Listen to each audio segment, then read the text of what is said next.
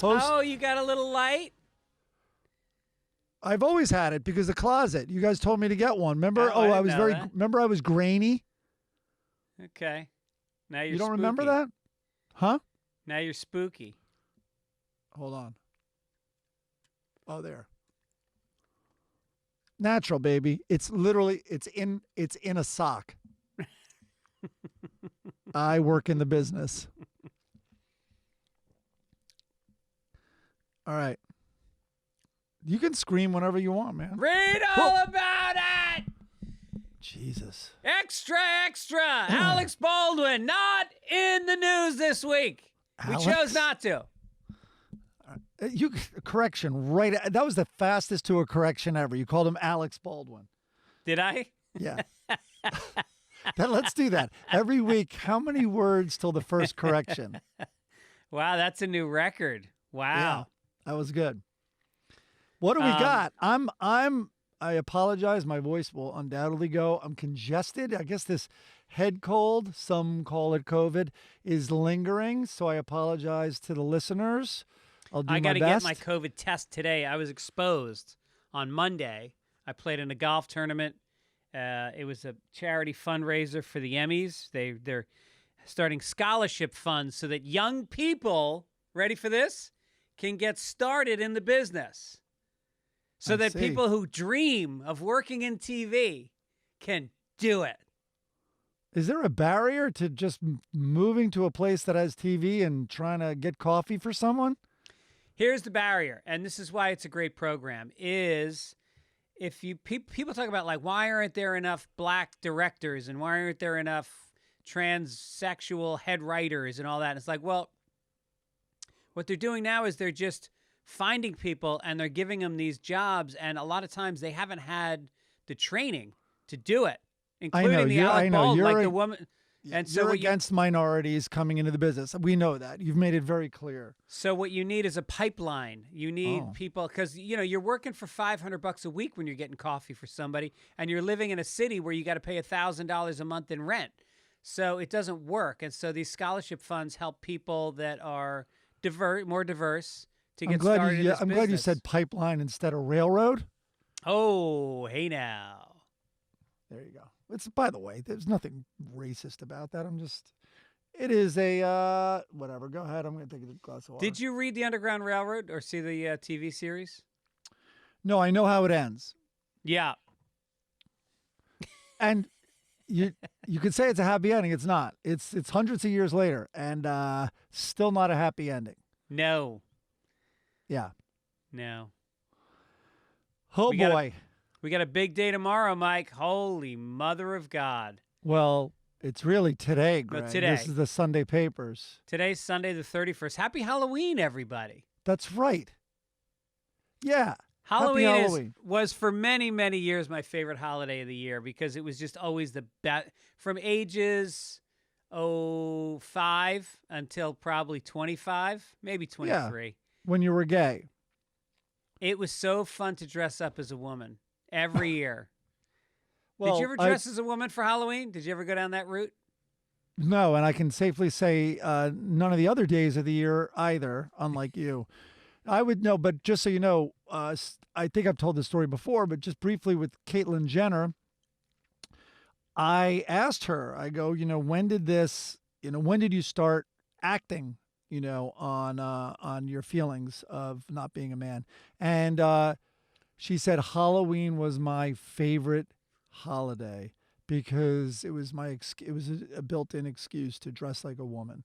And other than that, she would go out for drives in Malibu, and especially like the canyons where she knew, you basically can't get pulled over. There's no traffic or anything like that, and there's no red lights. So yeah, she would dress as a woman on Halloween.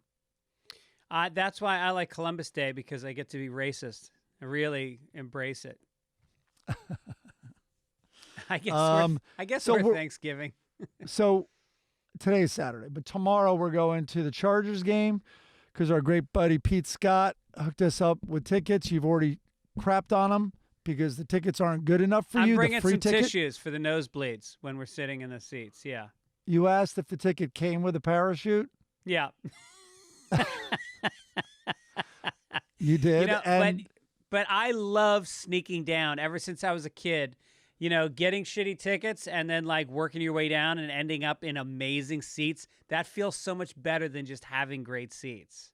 well, it was probably easy for you too because you were dressed as a woman That's right. because you were that age. And This you'd way, be like, ma'am. Yeah, This way, exactly. This way, weird human. We used and to then- we used to have tickets to the Giants. We had season tickets to the New York Giants, and our seats were right. They were shit, and they were right in front of the glassed-in luxury boxes Yeah. where where you're warm, and we'd be sitting out there freezing our asses off. And then one week, my parents are sitting there with my brother and the sister, and they hear a knock behind them, and they turn around, and I'm knocking on the glass. I got inside the luxury box. I just walked in. Somebody thought I was their kid. I got a hot chocolate. I got a fucking hot dog in my hand. Coat off. Hat is off. And I'm like, hey now. Give this poor, bizarre-looking girl a hot chocolate. She's freezing. I mean, she's got a skirt on. Her legs are completely exposed. Her hairy little legs are completely exposed. Oh my God. That's cool that your family must have lost it. They lost it, and then they got to know me in the box, and they eventually figured it out. And they used to laugh at my parents with their shitty seats because the luxury boxes are shit seats. You can't see anything from up there. And you're right. It's not like something that'll pass or be forgotten. Every week you're around the same people. Right. Yeah. But all right. So tomorrow, oh my God, I didn't even think of this part because I was going to bring up that everyone is saying you have to dress up to go to this Grateful Dead Halloween show. Yeah, we're going to the Hollywood Bowl to see the Grateful Dead, and But people are going to dress up for this Chargers game too. That's the part I didn't think about. I'm not dressing up. I'm not dressing up for the Chargers. I'm game. already masquerading as someone that's interested in the Chargers. First of all, we're going to be fucking exhausted by the end of this concert. I'm 55. You know, Whoa, not to mention like dude. the drug. We're going to take drugs and dance. I'm going to come home. I'm not going to be able to throw a move on the wife. I'm going to need to take a Viagra or something. I might leave at halftime. I do not care about this game. Oh, it's going to be a great game. I love the Chargers. I watch the Chargers every I week. do want to see the quarterbacks go at each. I do want to see that because it's New England, and They're New both- England. I They're love that both guy. brand new quarterbacks. I think Herbert, is that his name? Herbert Yeah, is no, not Oregon. Herbert. What? yeah, from Oregon. Yeah, he's. I think it's his second year, and then I think the guy with the Patriots is. I think it's his first or second year. Out of Alabama. Yeah, I don't Meanwhile, follow college sports football. guys are listening to us flail here, but we don't give a shit. Sorry, we just don't. So, but I do know that guy. I think he's Alabama. But in that game against against Tom Brady, against Tampa, New England, Tampa, he was like, if I was the other side, I'd be scared because he like had a smile on, and it wasn't like a shit-eating grin. It was kind of like, let's have fun out here. Yeah, Let's have fun and win. right, And he almost did. right. Yeah, so that'll be yeah. fun. But I think Mac Jones. Mac Jones, who's a rookie from Alabama, and Herbert, who's his second year out of Oregon, and Herbert really does look like a guy who's got 20 huge years ahead of him in the NFL. He is Our confident. friend, yeah, go ahead. He's confident. He's smart. He'll fucking dive on a fourth down. He's great. Yeah, he's a great athlete. So Gibbons, our friend Dennis Gibbons, who is cutting the booster shot line now. I heard that he's sneaking in to get the booster shot ahead of people of color, ahead of transvestites, ahead of people that have speech difficulties. Transvestites, huh? That's who he's cutting in front of? Yes, they can't speak that good. So he took me to the Oregon-Wisconsin game in the Rose Bowl. And I watched Herbert. I believe, if I have this right, I think that was, of course, it was pre-COVID. It was his senior or his last year in Oregon. I think he was a senior. Well, here's Gubbins' other graft that he's trying to pull right now. Is he brought me to see the Stones a couple weeks ago, and he had tickets from, I won't say who, but a big celebrity who has a box Yeah. at the SoFi Stadium. And this guy called up Dennis and he goes, "Hey, you got 6 tickets. Bring whoever you want." So I'm sure he called you first, and whatever. He got down the list to the point. I don't where think he did. He knew my whole fucking saga. Oh, that you were out of town. That I couldn't even get rid of the ticket, and I was going to Memphis. So he calls me, and I'm so fucking excited. It was day of, and we go to the concert, and we have a blast. And I buy him food, and we didn't have to pay for parking, but whatever. So it was fun. And then he goes to me, and then I invite him 3 days later to go to the Dodgers game when they were in the NLCS, and which were huge tickets. And he couldn't make it. He said, "Thanks, but I can't make it." But I figured that would, he was the first person I called when I got the ticket. So now he says to me, "So I assume I'm not paying for the Grateful Dead. Whatevs." But whatevs. Now, What do you think about that? Now, I paid for his ticket. I bought him a ticket for the Grateful Dead, which the understanding was he was going to pay me back. And now, suddenly, he's hedging on that because he brought me to a concert that he did not pay for the ticket for. I understand the terms. I think the Dodger game is important in this because you did try to, wash his back, so to speak, in the same way.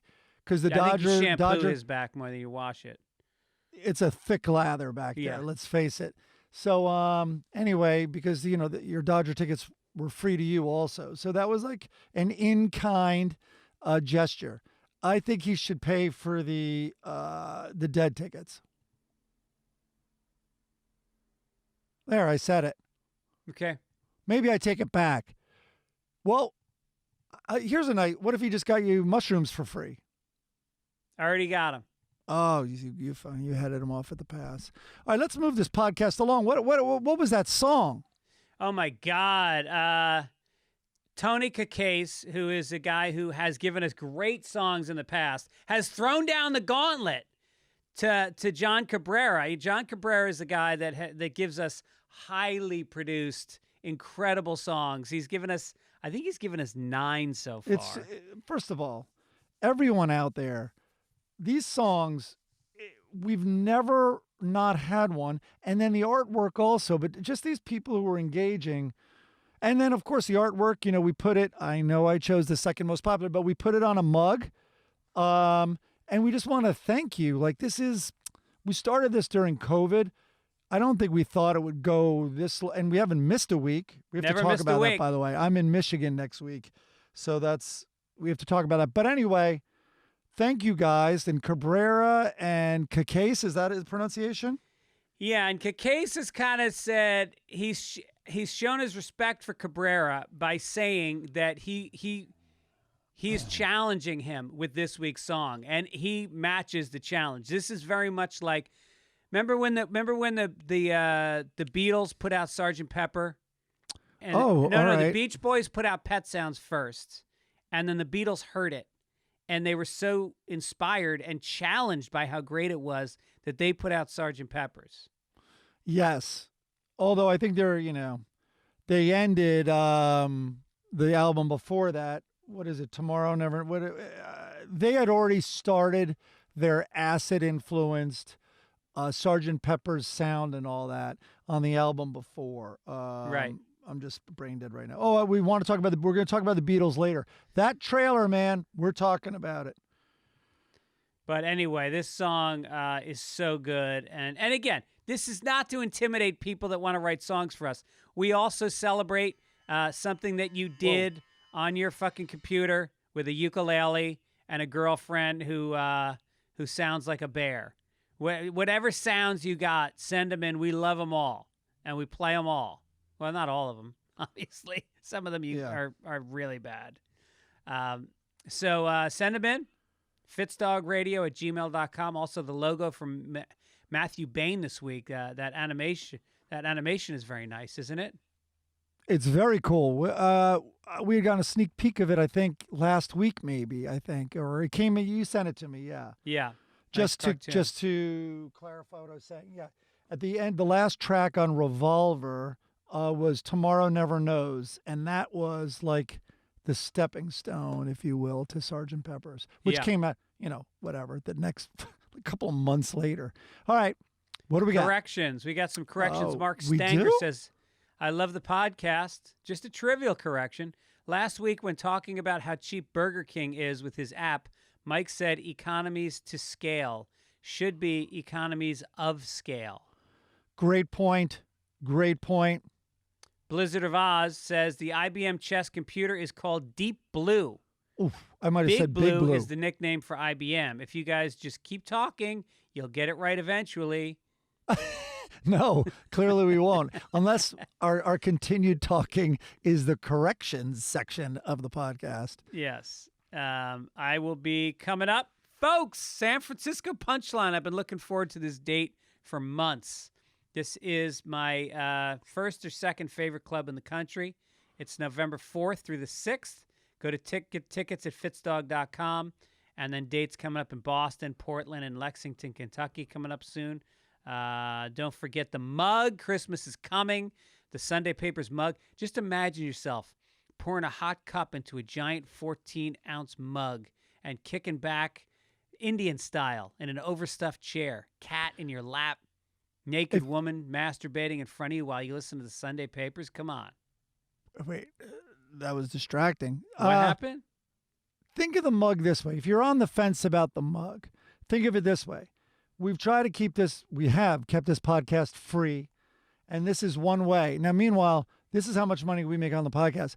All right, easy. Don't start getting into that. From mug sales, I just want to be able to not pay for a mug of my own. That's all. That's all I was going to say. Okay. So, why did you stop me talking about that? Because you start getting you disclose too much about our finances on this show, and I don't like it. People don't like hearing we lose money to entertain them? No, we don't lose it. All right, God. This week... Well, kind of. I bought an adapter. Greg. You don't understand the investment I make in this. I am now hardlined because people were complaining about my video, I guess, stuttering and freezing. I think you were stuttering, and then you were freezing because you didn't take your medication for your ADHD. It was not technology. I have all these coats. I'm surrounded by coats. Why am I freezing? It's probably the chemicals from the dry cleaners, and it's just making your brain shut down. This is the only Martinized podcast location, fully Martinized. You know what's really great is when we get ads that we really believe in and get excited about, and one of them is, oh my God, do we love Magic Spoon? Mike has been begging our fucking agent for more cereal. I asked for more. I'm waiting for it. You know you can just buy it because we have a promo code. Well, getting back to the income from this podcast. All right, here we go. So listen, here's what it boils down to. You want to get up in the morning and not... You're trying to get your energy going. The last thing you want is like a load of sugar and crap that's gonna crap you out early on in your day. So when you eat Magic Spoon, you're getting 0 grams of sugar in a serving, 13 to 14 grams of protein, and 4 net grams of carbs, 140 calories a serving. Keto-friendly, gluten-free, grain-free, soy-free, low-carb, and you build your own box. Flavors to build your very own custom bundle are cocoa, fruity, frosted, peanut butter, blueberry, cinnamon. It's all the flavors that you loved as a kid. It's like the same cereals you loved as a kid, but now it's a healthy version. It's like a dream. Did you mention gluten-free? I did. Well, you said grain. Oh, you did. And grain-free. I think you froze for a second. I haven't had the cereal, so I'm a little slow off the mark. But it's just a bonus that it has all that because it's extremely healthy. If it was just in the healthy category, it would be a win. But It's like extremely healthy. So go to magicspoon.com/papers to grab a custom bundle of cereal and try it today. Be sure to use our promo code PAPERS at checkout to save $5 on your order. Use that towards your mug. And Magic Spoon is so confident in their product, it's backed with a 100% happiness guarantee. So if you don't like it for any reason, they'll refund your money, no questions asked. Remember, Get your next delicious bowl of guilt-free cereal at magicspoon.com/papers. Use the promo code PAPERS to save $5 off. Thank you, Magic Spoon, for sponsoring this episode. Yeah. Also, I love it. Also sponsoring this episode is, oh boy, do I enjoy this, the Monk Pack people. They make these keto bars. You don't have to tell me. And this is another one. Ask the agent. Please send me more. I guess I'm going to have to buy them. But I brought them to Glacier National Park in the backpack, and they're awesome.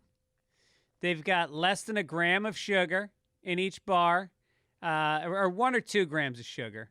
Or no, 1 gram of sugar, 2 to 3 grams of net carbs, and they're only 140 calories. So this is like our other product. I mean, start off your day with some cereal from Magic Spoon, and then during the day I crash out. I get low blood sugar, and I need a granola bar. And most granola bars, if you look at the ingredients, it's crap. It's garbage. It hurts. And does this you. sound familiar? Gluten-free, grain-free, plant-based. Yeah, nice. Come on, non-GMO. No Yeah. soy, buddy. No soy, no trans fat. Coconut, cocoa chip, peanut butter, blueberry, vanilla, almond. Blueberry, vanilla, almond is my favorite. It's just, oh my God. Nope, not even close. Coconut, What? cocoa chip. Oh. See, everybody's different. So it's got a Well- chewy, soft texture, reminds you of granola bars from your childhood. Sweet, tastes better. Clean, simple ingredients. No high-intensity sweetener or aftertaste that is common with low-sugar items. So anyway, try it for yourself and see. And we have a special deal for our listeners. 20% off your first purchase of any Monk Pack product by visiting monkpack.com and entering our code PAPERS at checkout. And Monk Pack is so confident in their product, it's backed with a 100% satisfaction guarantee. If you don't like it for any reason, they'll exchange the product or refund your money, whichever you prefer. Get started. Go to Monk, M-U-N-K, pack.com and select any product, and then enter the code PAPERS at checkout to save 20% off your purchase. Monk Pack, delicious, nutritious food you can count on. We thank them for sponsoring the podcast. I thank them for sending a free box my way. I love it. You know what I just got in the mail? I got some Raycons. Some Raycons are the best ear. Do you call them earbuds? You call them earbuds. Yeah. They go in your ear, and they fit so snug and tight that I go to the gym and I work out and I'm sweating my ass off. I'm jumping up and down. You've seen me work out. It's crazy, Mike. You're a lunatic. And they stay snug in my ears. There's horrible gym music playing, and I only hear my music that's playing through my. I need them right now because my ears are thick with this cold. So I'm getting them. Yeah. So do it at the gym. That's my big recommendation. And they've got different modes. Pure mode, which is for like podcast listening, blues, instrumental. Balance mode, which again is for podcasts, but also for rock, heavy metal. And then bass mode. That's for your hip hop, boys and girls. Bass mode's cool. EDM, reggae. I don't know which one is for the Grateful Dead. I'm gonna say bass mode. I would go bass mode with all music just because all the music is so condensed that it sounds, a little thin. So, yeah. They've also got this, they look good. They look sleek. They slip right into your ear, and they've got an all-new awareness mode for when you need to listen to your surroundings. You hit a button, and you can talk to people, and then they play for 8 hours. Yeah. 32-hour battery life. Built-in microphone. You can use it to take phone calls. They start at half the price of other premium audio brands. Sound just as good. I think better.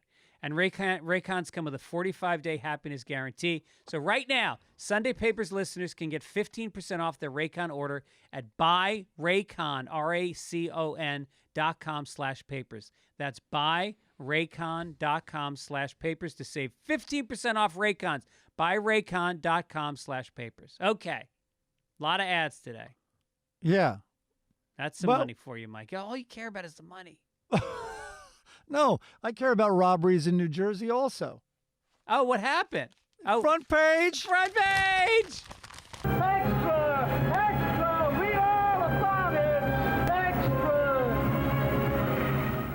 First story. you. 25 minutes in. That's quick for us. Go for it. This is your story. I A don't New give a Jersey shit about New Jersey. A New Jersey father of 2 was followed home from a casino after winning big and shot to death in his office during a robbery attempt. Pharmaceutical executive Sri Avampalali, 54, was trailed for 50 miles. 50 miles. They followed him from a casino in Pennsylvania to his upscale home in New Jersey, where he was attacked while his wife and daughter were upstairs in their beds. Aravapalli was shot several times. He was pronounced dead. The father had been cashing in $10,000 worth of winnings at the casino. Surveillance camera footage shows 2 cars following the man as he headed home. Well, I said it last week, and I'm going to do it again. I think it was the Amish. I think it was he was in Pennsylvania, Yep. and he was killed at 3:30 a.m. And it took. You listen, when you're in a horse carriage going 50 miles, it takes a while to get there. Yep. But they were tracking them. They're good at tracking the Amish. And you can't see them. They're all dark. They're all they dress for the part. They just stealthy. And then when they chop up and your who's body, gonna they suspect can't. them? And when they chop up your body, they can't use like a power saw. They have to do it the old-fashioned way with a fucking hacksaw and an axe. So they had their musket and they blew this guy away. Oh, so this is great. That So is now scary. now you got to worry. Any place you know where you're carrying cash, you're gonna. It's logic. They look for places you're gonna carry cash. And that's where they're gonna rob you. You're gonna leave if you're leaving an ATM machine. Maybe you've just confronted your old Boy Scout leader. Perhaps you played a round of golf with Mike Gibbons. You've got cash in your pocket. Oh, Boy Scout leader. No, the ATM thing is very real. That happens. It is scary. Yeah. Well, that's one of the arguments I hear for Bitcoin and why they legalized it. You know, they legalized it in was it El Salvador?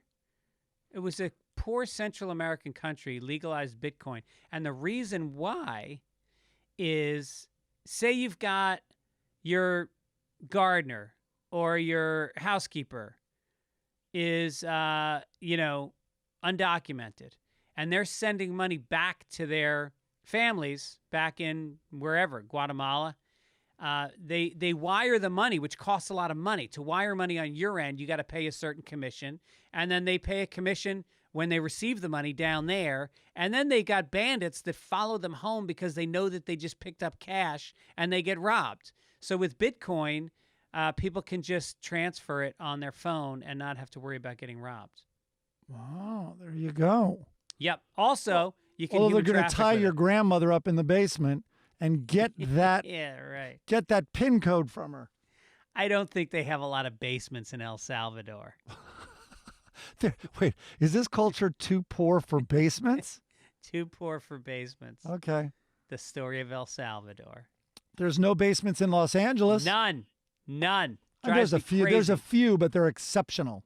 It is one of the things I truly miss about the East Coast is that free space. It's like a gift. It's an area that your wife can't tell you to clean, and you can sort of like do like our basement growing up. We had a pretty good sized house growing up, and our basement was the entire length of the house. We had one room that had a ping pong table. I was there. Pool table. We had a bar. We had like a full bartender style bar. There was a bathroom. Basements are the best. Are you kidding me? Yeah. It's great. Yeah. And we used to ride roller skates around in the basement because it was just a shitty tile floor. Oh, my buddy Rich growing up, we would shoot hockey pucks. He had a net set up. Yeah. There was the cinder block wall, which was unfinished on the far end of the basement. And we would just shoot pucks. It was amazing while it was raining out. I had sex on the pool table, and there was a stain in the corner pocket. Really? Yep. All right. From my ejaculate. Were you with anyone, or was it just the corner pocket? Just the corner pocket, but I called the shot. I said hot load corner pocket. I fucking made it. After a big scratch, I just came all over that corner pocket. Oh my God, the good times in the basement. You didn't have a basement. You lived in an apartment. I remember I was poor till 8th grade. No, I live in an apartment. But I don't know why LA. Of course, you're going to say it's on a fault line. But why doesn't LA? The earthquake's going to hit.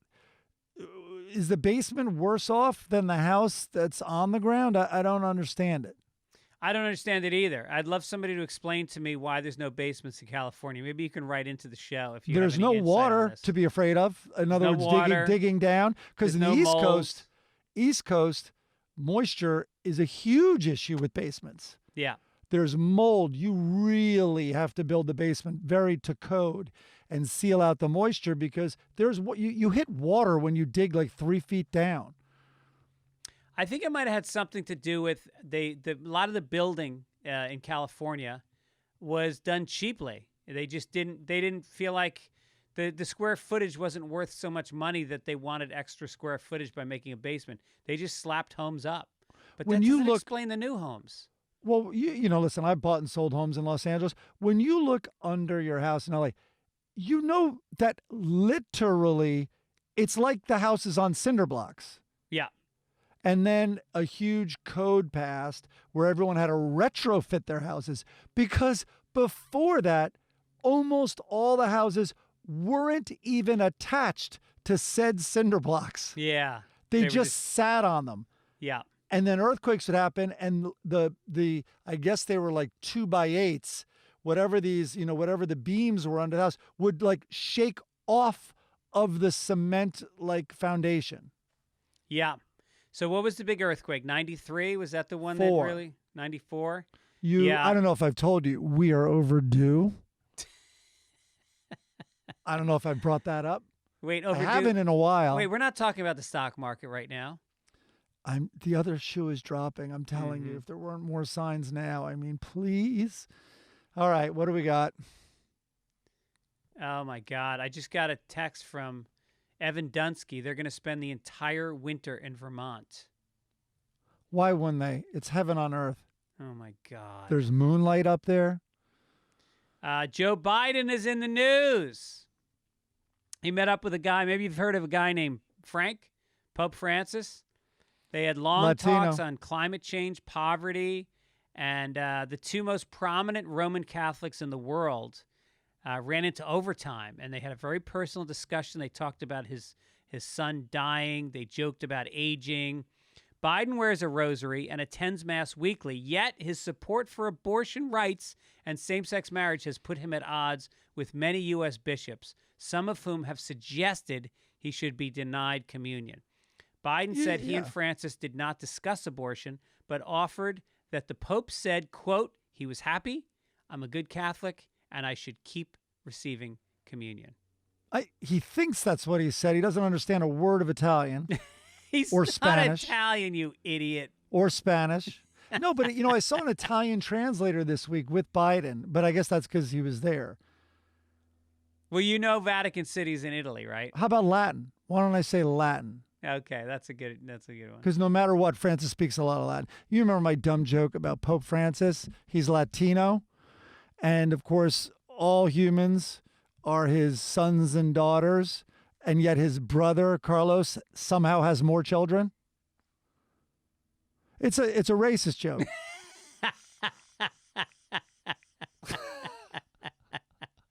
All right. I got to go on a little rant here. All right, give us a rant, Mike. Presidents talking about religion and their religious beliefs, I think that has a calming effect. And maybe it's with all leaders, but in America especially. And it's like, oh, good. And I know there's only been two Catholic presidents, but I'm talking about religious. Like Bush was more religious than Biden, I think, the Bush son, the dick. Anyway, but I think people are like, oh, good, our leader is God-fearing. You know what I mean? Do you think that's true? Yeah, I think I think they want to know that he's going to support. Most people think their religion is more important than their nationality. Right, and he's God-fearing in that he'll do the right thing because it's built in there. He's afraid. He's afraid of doing something morally wrong or whatever. But it has the exact opposite effect on me. to me, I'm like, wait, the leader of the free world talks to a man in the sky? The guy who could press, the fire buttons on missiles, the guy who can dictate policy around the world, he believes, and he also believes that this man in the sky cucked Joseph and put his son in the belly of a virgin. It just, no, you're not going to be a leader if you believe in this. Yeah. By the way, side note, I never really thought about this. How confusing that must have been for poor Mary. Mary had no sex. All of a sudden, she's getting fat as shit with this pretty important soul in her belly. It's very weird. Oh yeah, Also, she's getting fat, and then a vision comes to her at night and tells her that she has the Messiah in her belly. Is that what happened? She's like 17. Yeah, God came and told her. Well, Joseph's God looking at came. Mary sleeping with his big belly, like, what Yeah, the right. fuck? Yeah. And I never thought of this before. Also, the son, the man in the sky's son. If this is true, he must have been like, Dad, you couldn't have chosen parents with a little more cash. I was born in a fucking barn. Right. These dirtbags You are poor as literally- fuck, Dad. Like, you what are you literally doing? picked homeless people. You had me born to homeless people. Yeah. Yeah. My mom's never even had sex. This is weird. Okay. But this brings me to something I wanted to bring up last week. You wonder why we're having pushback on vaccinations and on masks. 72% of Americans believe in angels. 72. No shit. Believe in creatures with wings. Wow. Benevolent creatures with wings that fly around. 72%. These are rational, in theory, rational Americans. Yeah. Okay. By the way, do you 12 notice that 72% covers a lot of like 72% believe that the election was stolen, and 72% believe that, Trump was. There's so many 72% in this country that are not really tethered to reality. All right. In this poll, it's a Gallup poll, by the way, and they do it every few years. One of the ways they asked was, all right, we're going to give you another option. Maybe you're unsure if angels exist. 12% chose that box. Just 12. Wow. Nope, I am sure. And then 16% said no. So I give them credit. But only 12% are unsure. Crazy. So you And don't then- believe in angels. No, I'm part of the 72%. And so then also the question, 79% believe in God, but only 61% believe in the devil. It's like, you can't have it both ways, fuckface. Yeah. If you're going to believe in this man in the sky who does good, you're not going to believe in evil? Yeah. Wrong. You Right. can't. Sorry. The devil comes with God. It's a package deal. Yeah. There's a book about it. You should No. try reading it. It is an interesting distinction that you're pointing out. I mean, when you put trust in a guy who's supposed to disseminate whether or not supply side economics is more economically viable than tax cuts or raising taxes on the rich, like all these very you have to be sane and so this is a guy who lives in a make-believe city. The Vatican, a magic city. He wears a hat that makes him look like the Ace of Spades. Said that a man who believes fetuses can be murdered in a woman's belly can eat a piece of bread that they literally believe is human flesh from 2,000 years ago. I mean, what else in the news that competes with that? Did a yodeling goose juggling human eyes that see into the future turn Lake Mead into a giant bowl of Cocoa Krispies? Like, what tops that news story? I think the separation of church and state should go as far as we need a brain in there that is separate from the church also. Yes. Because maybe that's why the church is still not paying taxes. So you're And- saying only atheists for president? That's exactly what I'm saying. Okay. I think that's a fair thing. Atheists are annoying, though. Do you talk to an imaginary person? I do. This job's not for you. Right. Is that crazy? That sounds like the sanest thing ever. Yeah. I don't.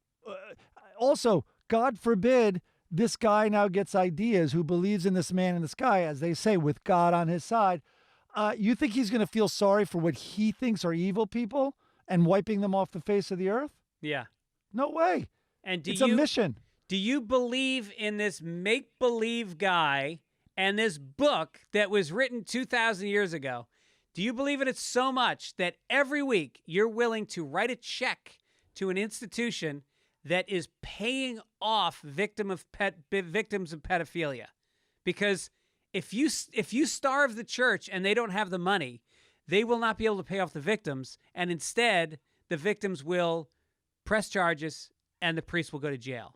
So you are abetting in paying off these victims. The amount they've paid out, and they got the PPP, we already covered that. All right, let's go, because we're losing these angel-believing fans of All right, ours. here we go.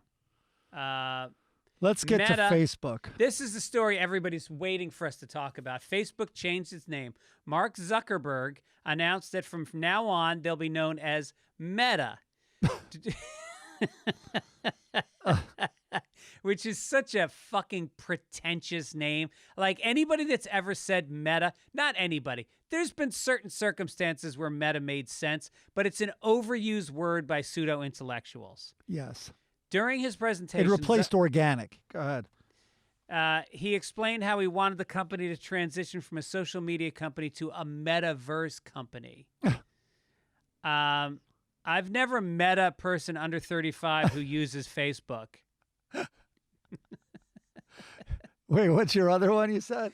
Meta World Peace changed his name, and no one gave him shit. Well, no, actually, everybody gave him shit. No, I think you had something really funny, which was this is all of this has happened because Zuckerberg never met a girl who was into him. Yeah. You know, and the whole idea of this is happening coincidentally as Facebook is being sucked into the congressional hearings and the possibility of breaking up the company and all that. And so this is a distraction. And he thinks that changing this name is going to solve that. He should also change his name to Zuckerberg. But it's also way worse than you're saying because they've been caught. They've been busted. Yeah. It's not just like, oh, everyone's sick of it and look at the direction it's heading. They've been caught lying. Of course, it's having negative effects. There's all of that, which is true. But they've also been caught red-handed lying. Right. So anyway, yeah, it's like a little disturbing when the company's like under such intense scrutiny with calls to shut it down. And what's your pivot? No, it's getting bigger. In fact, it's going to be a metaverse. Yeah. Right, which is bigger than the universe. In fact, I feel sorry for the universe. It's only one verse. Yeah, so he's gone bigger. That's ballsy. You got to respect the balls on this guy. Oh, it's not. But it began with him stealing Facebook. Yeah, that's true. What don't we get about this guy's balls? Speaking of balls, have you seen the symbol for Meta? No. It's like an infinity symbol, like an 8 sideways, but it looks like a pair of balls, and people are already writing dicks on top of the 2 balls. I like it already. Yeah. You know, they're going to keep the social network called Facebook, by the way. I did read that. Oh, really? Yeah, they're not going to change that. You're not going to be like my Meta friend. I think you're going to stay my Facebook friend. I don't do Facebook, though, although I do Instagram, so apparently I do Facebook. The only thing I do is whatever I tweet, I think automatically gets fed onto Facebook as a post. But I don't really go there and interact with people. I spend so much time trying to stay in touch with people. I love when people write to me, whether it's at the website or it's on the YouTube channel. People leave comments, Instagram, Twitter, and I try to reply to everybody. But I can't do Facebook. That's beyond what I'm capable of. Same. And it's really, it's gotten so evil. It's really immeasurable almost how the privacy issues alone, never mind the false information and spreading lies, more than spreading lies, they're the home base for lies. Yeah. All right. Kentucky. Yes. The superintendent of an eastern Kentucky school district said appropriate disciplinary action has been taken after photos surfaced showing students giving lap dances to staff as part of Hazard's High School homecoming week festivities. Photos were taken down from the athletic department's Facebook page showing students in underwear giving lap dances to faculty and staff, including Principal Donald Happy Mobilini, who is also mayor of the Perry County city. Happy was also mayor? He was the mayor, too. It's unfortunate the principal's name was Happy. It's like, sir, this happened under your watch? Well, yes, but I am not happy about it. In fact, sir, you are. You are happy. You are. You're one Are of you the denying you're happy? Yeah. Is this the vice president, Sneezy? And is that Dopey, the gym teacher? Can you, in the courtroom, we have one of the kids who gave a lap dance. Can you point to the happy person in the room? Right there. Let the record state they pointed right at Happy. Let the record show he's pointing at the guy who's smiling ear to ear. Other photos on the athletics page were taken down showing female students dressed up in Hooters outfits, as well as students and staff appearing to paddle one another. I got to tell you something. This is a fucking homecoming. I know JoJo did not go to homecoming. I didn't go to homecoming. Nobody goes to fucking homecoming. I've already booked tickets for Eastern Tennessee for next year. I will be at this homecoming. They put the coming into homecoming. Let's just put it that way. First of all, it's not Eastern Tennessee. It's Kentucky, Yeah, and all you're right. going there. You announced you're going there. Yes. So you're psyched. I can't wait. The most surprising thing about the Kentucky videos at the school is no one was in blackface. So they didn't believe the video was real.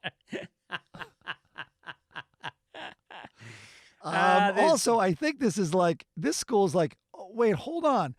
You know all of this footage. Okay, it's maybe not that appropriate. It's simulated sex. All the other high schools have video of real sex between students and teachers. Yeah, right. Like, can we throw us a little credit here? I know. If this was Florida, this would not be pretend. All right, more high school news. You put another story in here. Okay, in Ohio, a high school canceled a student play after some local residents objected to a gay character. This is Hillsborough High School, east of Cincinnati, canceled the scheduled production of She Kills Monsters on Thursday after weeks of rehearsal. School administrators told students that the cancellation was due to the presence of a gay character. The play, I don't know, there's an update to the story. The play's back on when they found out that the gay is also the monster. Yeah, right. Yeah. But I can't believe they said that. Like that the administrators said it was due to, and this isn't even a joke. Like I would have thought they would have come up with a BS excuse, like we don't like the term monster, we don't like the word kill. Yeah. The pronoun she is challenging. There's a lot of presumptions there. Like they just know there's a gay character. Yeah, no, and I looked it up online, and there was a ton of high school plays that have been canceled because of gay characters. Rent, there was a high school that was doing Rent. They canceled that. I believe Rent had one straight character. That was my memory of that musical, but go ahead. But they are going to replace it with The Producers, a play about a man. 5,920 gays. I slaughter that. It's seconds in a year or something. Anyway, let's go. What did you say? They're replacing it with The Producers, a play about a man who takes money from old ladies he has sex with to produce a play celebrating Nazis. That sounds more Ohio. But here's the crazy thing, is that they are stopping this play because there's a gay character. Here's a news flash. 3/4 of the kids acting in the play are gay. Or are going to come out as gay. You're saying only 6 out of 8?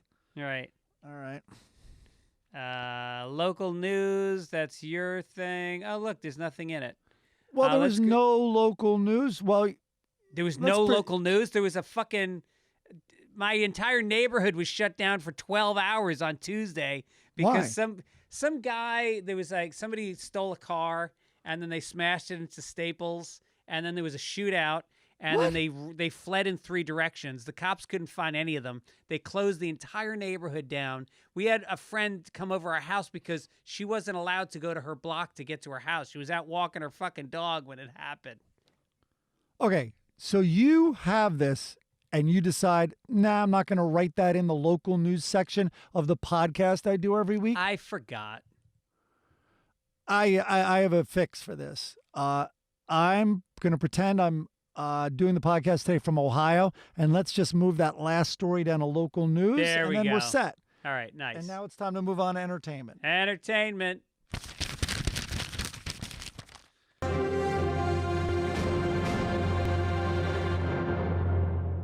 All right, you wrote the word Goliath in here. We're on season 2 of Goliath right now. I got to tell you something. This show is as good as any drama that's been made in the last 10 years. I loved season 1. Billy Bob Thornton should be getting Emmys for this show every fucking year. Billy Bob Thornton is great.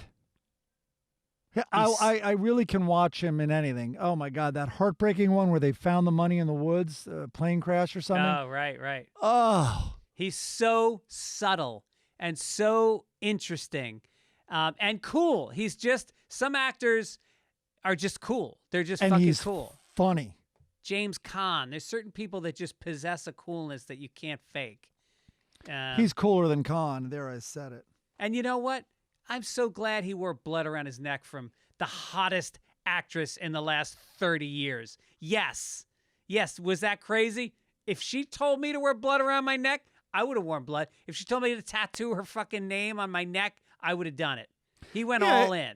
Is it any different than like holding some hot girl's ridiculously stupid cute dog that has a bow in its hair? Right. Like, in other words, like it's like, all right, what do I got to do to get in this girl's pants? Yeah, right. Blood. Okay, that's a little more than like going to a chick flick, blood in a vial around my neck. But okay. And if she's going to put blood around your neck, what is she going to do in bed? What would Angelina do in bed? Oh, God. All right, save it for Blondie. Okay. By the way, Chris Denman just wrote he also plays in a band, of course. Yeah, no, he does. And he's really legitimately funny, too. He's the Mark Maron of acting. He's the Mark Maron. Maron plays in a band now. Oh, I got it. Really? I saw a video of him playing at Largo. I'm not surprised. Yeah, he's very, very, very into music. Tell you what, he's fucking good. He's a good guitarist. I'm sure, yeah. He talks He used to about play it in a lot. band with Mitch Hedberg was in the band, and I believe Todd Barry played drums back in New York. Yeah. I would just pay to watch Todd Barry practice drums. He's a drummer, and then Bill Burr is actually an amazing drummer.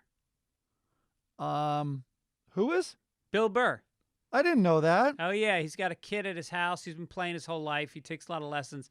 And when he played Madison Square Garden, he got into the garden early for a rehearsal, and they set up equipment, and he and his band, he doesn't really have a band, but he put together some players, and they played Madison Square Garden. Wow.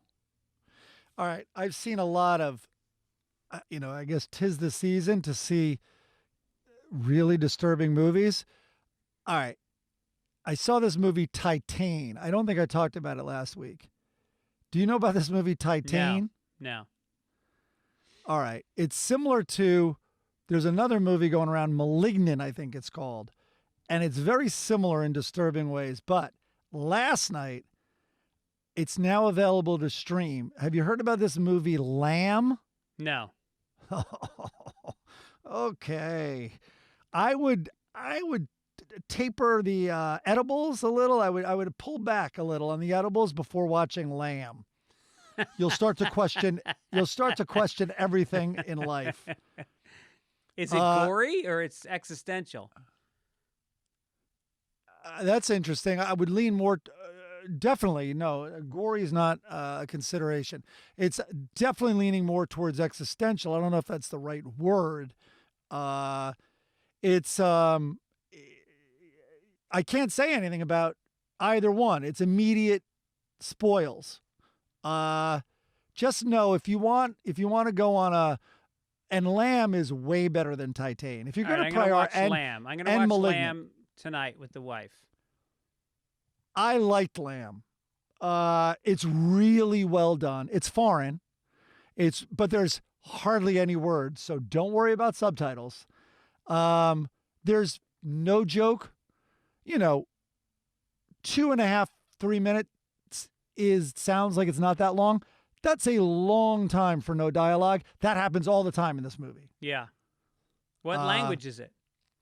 It's I think it's Icelandic, I believe. Huh. No need to correct me if I'm wrong. It's a country in that region of the world, and it's bleak is the key word. It's a bleak landscape. Is there any nudity? Well, the animals are all nude. Oh boy. Hey, can we talk about that Beatles trailer that you sent around on a text chain this week? Dude, I mean, so you watched it? I cannot wait. I mean, I'm a Beatles fanatic. I think this is anyone not. If you're not a Beatles fanatic, I don't know that music is part of your life in any way. And this is like, it looks like such an insight into the height of their popularity. I know a lot of people, there's pushback on Beatles because it's same with me with Prince. It's like, all right. I think Prince, I mean, he might be overhyped a lot. And the reason I'm saying that is because the world is telling me what a genius and how great Prince is. And this is the thing. I have to separate my pushback on Prince because I like Prince, but I have to concede he is all that. He really is amazing. But I'm a little like, maybe it's a little like, can we make room for he's not flawless? So I think the same thing goes on with the Beatles. But regardless, there's just some facts about the Beatles. All right, so my friend Chris Weinstein, he was always the one telling me, you kind of have it wrong if you're thinking Beatles are more John Lennon than Paul McCartney, right? And we've talked about this before. But anyway, I brought up this Beatles trailer to him this week. And he's like, because I talked to him about the end of Abbey Road, that run that we talked about the other day. Yeah, that run. She came in through the bedroom window, bathroom, and then that it goes right. Yeah, that goes right through the to the song called "The End." So this documentary, to back up a little bit, they decided to film them leading up to a concert for what would be their last album. And they have 54 hours of footage. Then George quits in the middle of it. Then Yoko gets involved, and John, I believe, quits. And all of a sudden, it's this disaster. And everyone was so bummed out that the Beatles broke up, including some of the Beatles, especially Paul, that they're like, forget it. Don't show this footage. And it's been locked away for 50 years. And it's beautiful footage. It's like they were Yeah. filming a nice documentary on film. Some of the footage we've seen, especially in the form of them playing on the roof, which I believe is the last time they played together. Maybe there was It was the one last more? time, and they hadn't played together for years before that. They hadn't played live for 3 years. Yeah. So it's amazing. But anyway, Weinstein texts me because I brought that up, and he's like, yeah, the three of them killing and trading off the guitar solos towards the end of Abbey Road is unbelievable. And he's like, okay, the three of them doing that is a mere 9 years since they were unknown pillheads in Hamburg. Their entire album career is 7 years. In 1963, it's the Beatles, Please Please Me. 1970, it's Let It Be. And he goes, I once read in Spin magazine, and he's paraphrasing, you need to understand this. These four uneducated guys from Nowheresville who could never read music went from NSYNC to Radiohead in 7 years with absolutely no roadmap. Everything they did, they were the first, using feedback, backwards music, orchestration, sitars, and each time they nailed it, and the world traveled in their wake. Yeah. It's insane. It is insane, and the way that they were real explorers. I mean, you just think about how they dealt with becoming the most famous people in the world. You know, John Lennon saying we're bigger than Jesus, and they truly were like, and they handled that and somehow like just kept searching. You know, they got into yoga, they got into hallucinogenics, they got into writing lyrics that were more and more complex, and they got into writing music that was more and more complex, all without any of them being able to read music. It was really insane. I remember whenever friends of mine would turn 30, I'd get them a birthday card. I'd be like, congratulations, like happy birthday. Like the Beatles had recorded all their albums and broke up before any of them were 30, but you've done a lot too.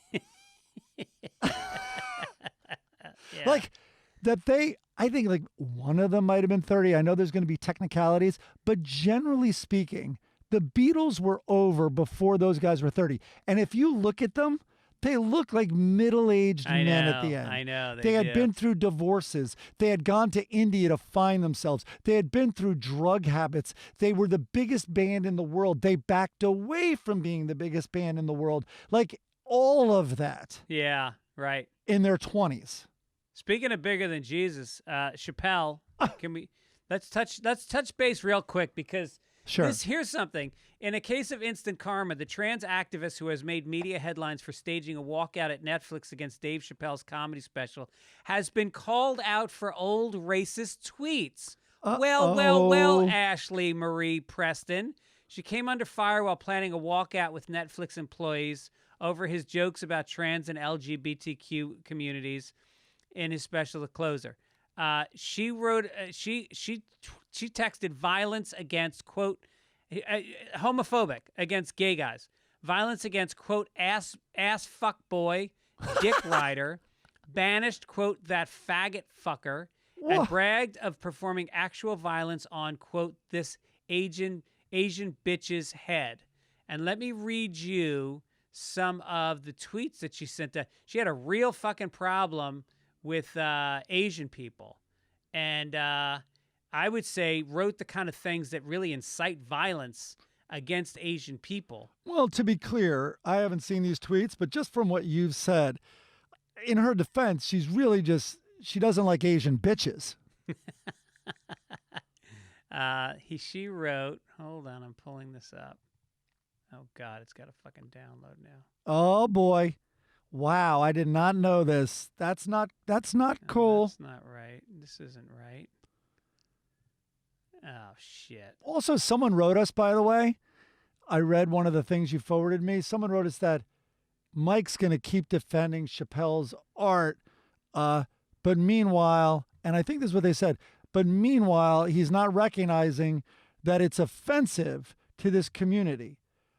Newsflash. Who gives a shit if someone is offended by a work of art? You think there's not work of art out there that I'm offended by? Like whether it's, let's say I was religious, I guess I'm not offended by, but let's say I was offended. That's part of it. Being offended isn't a crime. Yeah, being offended by art is kind of the point, isn't it? And I mean, if you look back at the history, and particularly of, the blacks as a minority have spoken out in art in different ways. And if you look at the history of black comedy, great book by Cliff Nesteroff about the history of stand-up in America that everybody should read.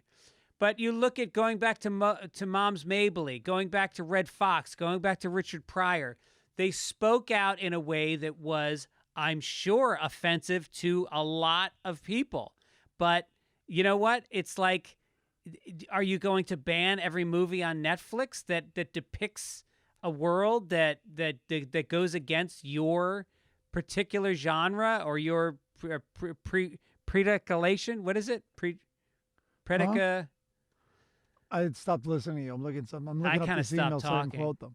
I'm trying. I'm distracted because I'm looking up this Twitter that this woman wrote.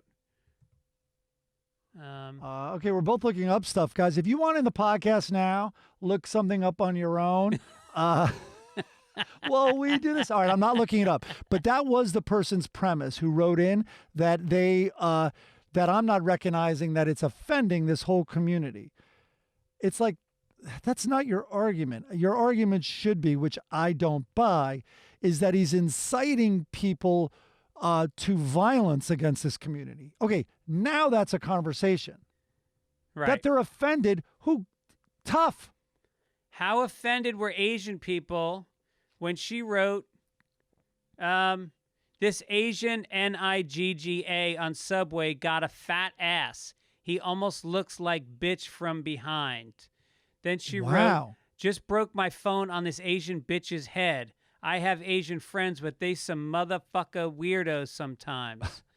I almost got hit by an Asian in a BMW as I crossed the street. Yes, I know what you mean, but the important thing is we didn't say it. I don't do Mexican, Asian, or Samoan. What does do mean? Just cuss that Asian bitch clean the fuck out. You mess up my order and then blame me? English is my first language. Bitch, learn the language. Okay, here's what I'd like to say. Very surprising, I think. I'm surprising myself here. I want this woman canceled. Let me explain. I don't like people being canceled.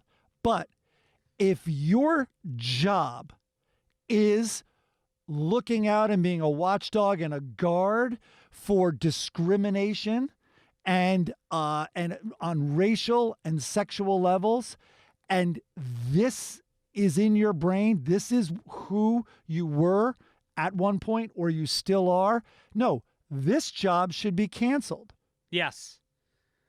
I'm sorry. Yeah, it really is like there's just no forgiveness. There's no understanding. Like she wants us to understand that she was at a different point in her life when she said these things and that she's a changed person. It's like, okay, but how were the people that read these tweets back then? I mean, have you reached out to them? It also sounds like your mission is a lot about you and the undoing of you and the overcompensating for you. It's almost like someone becoming a spiritual leader in a Catholic church if they're constantly riddled with temptations. Hey, what's this thing about Caitlyn? So this is the last thing I'm going to say about the Chappelle thing. It came out this week. Caitlyn Jenner, this is the headline. Caitlyn Jenner backs Dave Chappelle's transgender stance. He's 100% right. And then Pierce Morgan retweeted Caitlyn's statement. So now I'm wondering if Chappelle is wrong. I might be doing an about face. Yeah. And I think I might have it wrong. And I'm no longer going to defend Chappelle because Caitlyn Jenner is almost always wrong. She's always wrong. Yeah. So what is she saying exactly? I'm just reading up the quote. She is saying cancel culture, that this isn't about that. This is about the right to say it. She said we must never yield to or bow to those who wish to stop us from speaking our minds. And the thing is, I applaud Ted Sarandos from Netflix for not pulling this special because, I support anybody who's transgender who feels like this special malign them or perhaps even worse, causes hatred or whatever else towards their community. Yes, speak out. File it. File your claim. You did not like this special. You feel like he's X, Y, and Z. But when you start to try to say it should be taken down, that's when you're missing the point of art, which is it causes dialogue, it causes discussion, which in turn causes change. My point of view has been changed on many issues over the years by people discussing things that were inappropriate or what they deemed as inappropriate. And then I had to challenge it and decide for myself if it was. Of course. And by the way, thank you, Chappelle. Everyone should be saying, at least like this is now a front page dialogue. Exactly. And he's right again. If you don't think the rights, one of his premises, if you don't think the rights of the LGBTQ community have and protections for them and legal movement on them has just absolutely cast a light on the shamefully slow progress of race in this country, you are fucked. If you don't buy into that, you're crazy. You're lying to yourself. Right. And art is about a perspective. I mean, that's what Picasso did. It showed you that you can look at things from many different angles, and there can be different truths about one set of quote unquote facts that some people see. And for black people in this country who are seeing the civil rights movement moving backwards as voter suppression laws go into effect, you know, you're outraged and you're fucking taking swipes maybe at people that don't deserve them, but understand where the anger's coming from. You know, I read one review. I'm sorry, but it is interesting. I read one review where they got it so wrong, and they admitted they were a contributing opinion writer to the New York Times. It was a woman, lesbian, who said she could be described as, what word did Chappelle use? Frumpy or something? Uh-huh. And she goes, in fairness, I could be described that, and she goes, although my wife would never call me that, right? So anyway, so she's writing in, but she wasn't alone. So many misunderstood. It's like even himself, 3 times referred to himself. That was the best one. Even Chappelle himself referred to himself 3 times as transphobic. It's like, oh my God. Yes, he was called transphobic and he repeated it as a joke. It's like, even me, transphobic Dave Chappelle. So like, you should not be reviewing comedy. You shouldn't even be commenting on comedy if you don't get levels of satire and sarcasm and oh my God. So anyway, the thing that this other woman brought up was that when he brought up a point, I think it was about trans people being allowed to go into the restroom of their new identity, of how, I don't know the words to describe, but, you know, of how they're newly identifying. How they self-identify. Someone clapped in the audience, and Chappelle goes, no, called them out and goes, no, that is not good. And instead of giving him credit for that, she goes, well, that's a perfect example how he created a culture where someone in that crowd thought it was okay to cheer.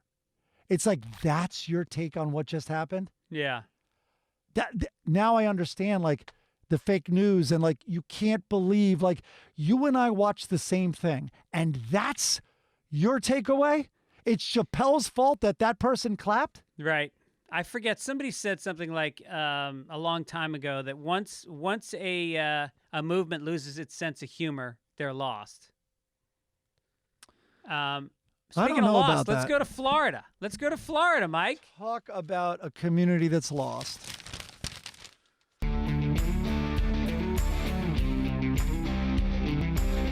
A violent brawl. This is more about Florida people. A violent brawl breaks out at a Miami dog show. First of all, I just love the phrase Miami dog show. A wild, caught-on-camera brawl broke out between attendees at a Miami dog show, prompting the event to get scrapped altogether. Footage shared on Instagram showed attendees hurling punches, wrestling on the floor, and tossing chairs at the Miami Bully Takeover on Saturday. Quote, "We're getting back. This shit getting violent," one attendee could be heard saying in the clip. The showdown began when 2 women started arguing over something minor. I just love that detail. Yes. But it was one of those things where it's like, oh, okay, it got on the floor, they're fighting. All right, it's broken up now. Nope, 2 people watching it are now in a fight. Nope, now people in the background. And it just kept going. Oh, I need to see that. It's And what were the dogs doing the whole time? That's the funniest part. The dogs were just looking around, but it did make me think. So they say dogs, you know, owners choose dogs based on, is the dog a reflection of themselves? That's why when you go down the street, you're like, that guy looks like a pug who's walking a pug. Yeah. Like that girl, she also has a ribbon in her hair, just like her cute, fluffy dog. They're a reflection of you. And so it's not like they've grown, although I do think that happens also. People grow closer, you know, together and look more like each other. So anyway, this was a bulldog show. So I think there's like a lot of pride in that room, a lot of chests thrown out. Yeah, and I thought, if you brought Brule to some Shih Tzu dog show, what would the tenor in that room be like? That would be like men would just begin shitting, like big wet stools on the carpet. There'd be a lot of complaining about the temperature of the ballroom. It's too hot. They'd put on little sweater vests with cute words on them, like "Where's the cat?" I think. And I think there'd be a lot of cattiness and Yeah. also a lot of incredibly mean things, but not exchanged. I think under breath. It's like Yeah. out of the side of the mouth. Yeah, I think a yeah. lot of gossip. Right. And Yeah. there'd be a lot of men going, "Yes, whatever you want to do, honey." There'd be a lot of that. A lot of defeated people walking around. Oh my God. He won't die. That's the update on Brule. Still not dead. What He is the fucking health bit me. update? He was walking. Here's what he does.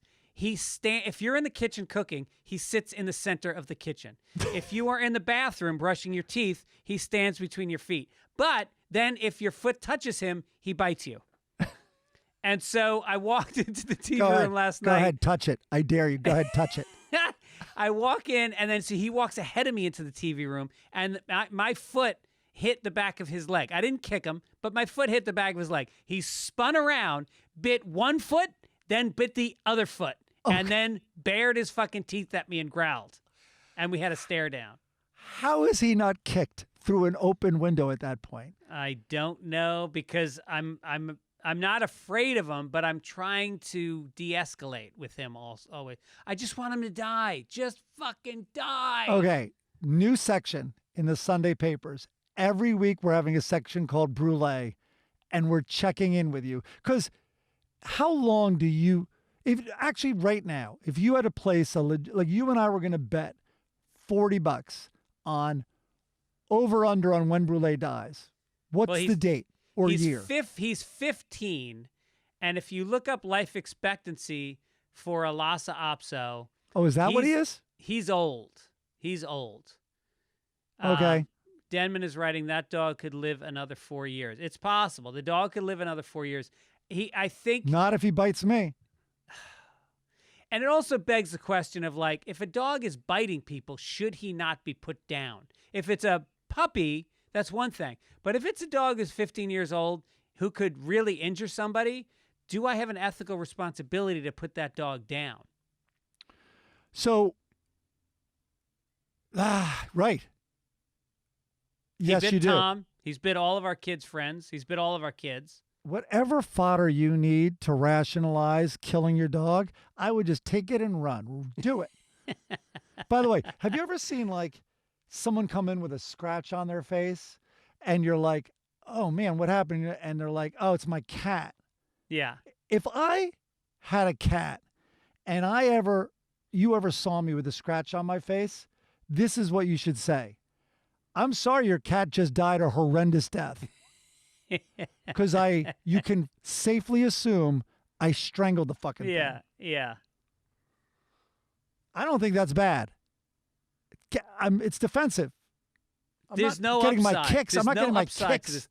He pisses on the rug, and then we have to take it outside. We got rid of our rugs because he pissed on them all so much. So we got an outdoor rug for our living room so that when he pisses on it, and we have wee-wee pads lining underneath the rug. We have wee-wee pads on top of the rug, and then he'll pick a spot where there's no wee-wee pad, and he'll piss on that. And then we have to move the couch off the rug, move the 2 chairs off the rug, move the coffee table off the rug, drag it outside, hose it down, let it dry, bring it back inside. Accidentally graze his tail. He bites you while you're bringing in the pee-pee shit. Oh, my God. It's brutal. Your It's dog's brutal. a dick. My dog That's is the a other dick. part of it. Yeah. Anyway, all right, let's go international. There's some international news, Greg.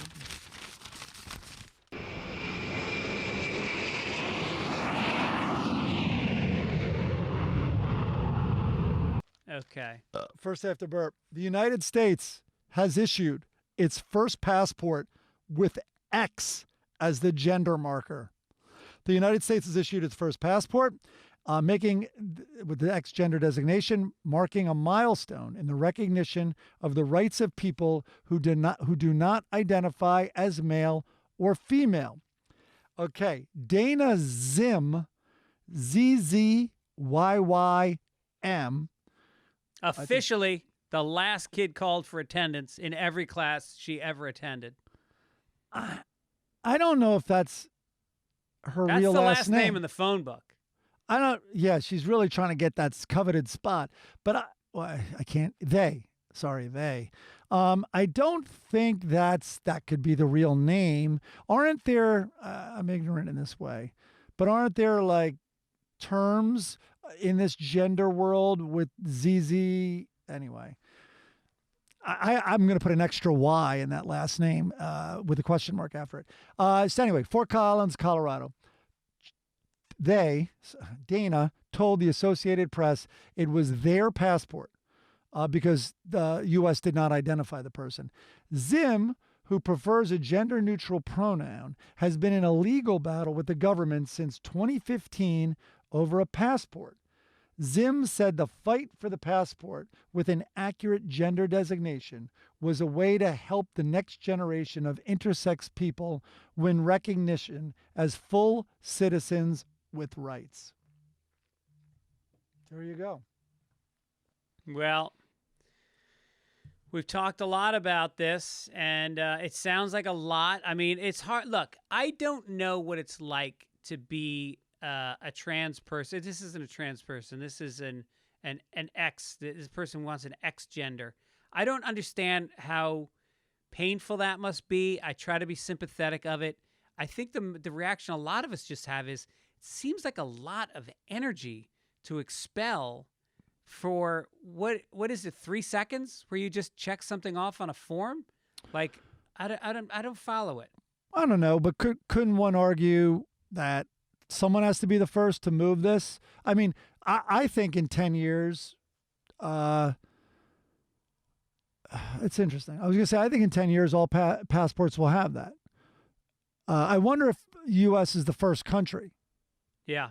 Now, I'm trying to be fair-minded about this. I bet there's an argument against it, which is, listen, if for nothing else, in theory, I think on paper, the passport is the most accurate identifier of you, more than your driver's license, more than anything, because there is tremendous security concerns. Yeah.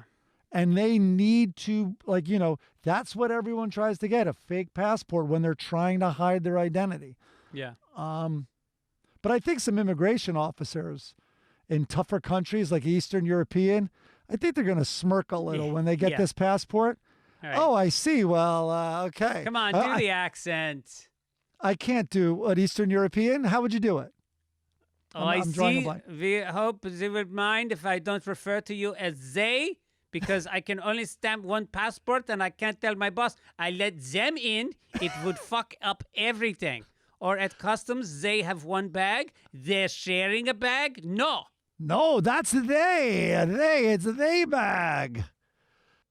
Also, I'm sure some refugees in the world right now wouldn't be as sympathetic. Like, oh, you got an American passport and rejected it? Oh, must be nice.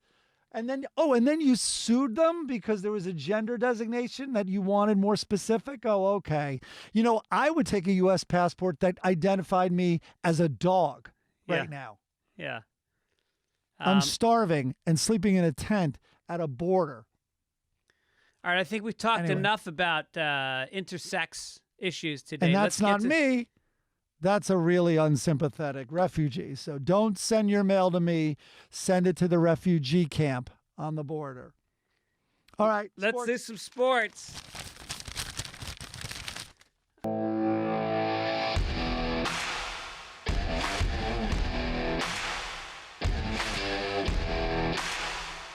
All right, so we're neck and neck in the Tampa Bay Buccaneers bet this year. You've been up the whole season, but you're only up $50 after my Tampa Bay Buccaneers. Not I fucking can't stand them, but they're my team this year in the bet. They destroyed the Bears. Who did they play? The Bears. Last week. The Bears. They killed the Bears. And now this week, there was a 12-point spread, and I think they won by 20-something points. New Orleans this week, only giving New Orleans 4.5 points. Game is in New Orleans. I see us winning. I see us beating that spread easily. You're gonna be bad. You're gonna be back to even. Although I owe you $20 because I had the Dodgers. I knew the Dodgers would lose that game. I knew it. I had the Dodgers in Game 6, and I they lost. loved betting against them. All right, so I in got this to change your number dumb, to 70. dumb city, this dumb collection of suburbs we live in.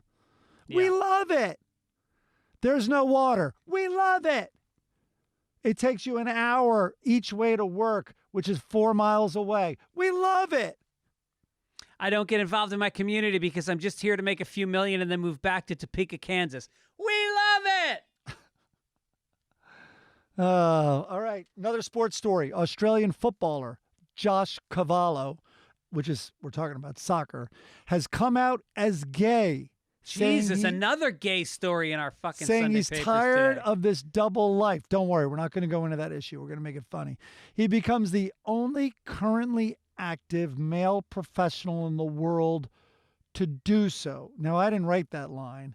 I think there's an NBA player who's out of the closet. No, so I mean, think he's the only professional rugby player in the world to come no, out. soccer. Or Australian footballer is not. Footballer. Got it. So yeah, I believe so. I believe that's what we're talking about. We should know, but I think that's what No, it is. Australian football is like rugby. It's very similar to rugby. All right. Can Chris look this up? Because my joke is based on soccer. Mine is based on rugby. Yours is? Yeah. All right, then do yours first. All right. If it was rugby, here's what I would say about this. I predict 99% of the rugby players in the world will now come out as gay. Uniforms are going to get skimpier, but the plays will essentially stay the same. You wrap your arms around each other. You fall into a pile. You grab each other's balls. Yeah, I think a couple other guys are going to get inspired by this guy. I mean, I played rugby. You jam your head between men's legs. Yeah. Literally. Right. Well, I'm glad you got your story out. I got to get your joke out because it's been confirmed it's soccer. Boy. So here's what every soccer player can say, but here's what this gay soccer player is like. So now I'm no longer going to hide my emotional histrionics and overreactions. When another male barely touches me on the field, I'm going to writhe on the ground, rolling, crying at the mere contact. In fact, sometimes they won't even touch me, and I will flip out and get incredibly dramatic. Yeah. I'm not going to hide that anymore because we've never seen that in soccer. But then afterwards, I'm going to touch him on the face, gently, intimately. Exactly. Rub or the back pat of him his on the head. butt, right? Like Yeah. all sports does. But I'm telling you, if you had me watch any Latino or Latin soccer team, South American, Central American, and I'm going to throw Italy in there, I'd be like, is there a rule that only gays can play this sport because of the histrionics? Yeah. I know that's not the right thing to say, but I mean, some of the falls are like you are seeing either like an incredibly dramatic scene in opera or like on Broadway. And it's unbelievably flamboyant. It really is. Yeah. It is hard to understand when you watch American sports and then you see soccer played like that. Because like growing up playing hockey, the last thing you did when somebody fouled you was to take, if you took a dive in hockey, you would be thrown out of the game. Can you imagine taking, how about this? You're not touched in hockey. That's the key. That's also, even if you are touched, but you're not touched. You throw your stick and gloves up in the, I'm not exaggerating here. You throw your stick and gloves up in the air. You fall on the ground. You cover your face because you're crying and you roll back and forth crying over this fake contact. Yeah, right. Someone would cut your throat with the blade of their skate. Yeah, yeah. Like, and that's exactly what they do in soccer. Yeah, and in football, I mean, if you're a wide receiver and you run across the field and you catch the ball and you get lined up, head tackled, and you land on your back, you get the fuck up as fast as you can and you run back to the huddle as a sign of toughness. You, you just get up and start walking towards the other end zone. Your players will come get you. They're like, just keep it cool. You're walking the wrong way. Come back here. We're gonna do a little water timeout. How about that? Yeah. Yeah. Are Are you crying? Let's get to some business. We're You going to got cut it. down a little bit. PETA. PETA. All right. Did you put this story in here? PETA. You Yeah, I did put this. All right. I'm doubting this is a real story. That's how outrageous it is. But go ahead. No. I read it from several news sources. This is a real story. I couldn't believe it either, so I checked. Go ahead. Is Major League Baseball to stop using the term bullpen to describe the area Hold on. where Wait. You slaughtered the first line. PETA is asking. Oh, PETA is asking Major League Baseball to stop using the term bullpen to describe the area where pitchers warm up and instead use the term arm barn. They're saying bullpen is insensitive to cows in a news release on Thursday. And the news release, PETA says Major League Baseball should strike out the word bullpen in favor of a more modern, family, animal-friendly term. PETA couldn't be referring. I'm not going to do that joke. Wow. This, you can see why I think it's a fake story. Let me see if it's fake. I swear to God I saw it twice. The term bullpen is offensive to cows, and they want it changed because of that. Are cows watching baseball? It's too boring for them, isn't it? I can barely watch baseball. Yeah. Also, Yeah. all right, and also PETA had more demands. They want baseball to stop using the term bats. It's insensitive to bats, who are already dealing with all the backlash from COVID. And then also southpaw. Again, the animals with paws. Can you not refer to southpaw? Also, can we not say out anymore in baseball, that there's outs or 3 outs? It's insensitive to those who aren't out yet. And balls, it's exclusive to men, and it's so marginalizing. Also, strikes, it's insensitive to labor movements. Also, error. It's unnecessarily harsh for the player's best effort. Yeah. Stolen base, Greg, is labeling many of these socioeconomically challenged players as thieves. It's not right. And then pitchers and catchers, those terms should be exclusive to men fucking. Right. And a double play, that's not fair to people in polygamous marriages. Triple plays, double plays, it's not a play, it's love. It's a slippery slope here. I mean, where's it Yeah. going to end? Yeah. All right, good little rant there. You sounded like Bill Maher for a second. Yeah. Well, I should have laughed a lot harder at my own joke then. Chicken and bush. You should have scowled at the audience for perceiving them not laughing hard enough at your great material. Yeah. Are we going to science? Let's go to business real quick. You got it. I had that section right here anyway. Business section. Okay.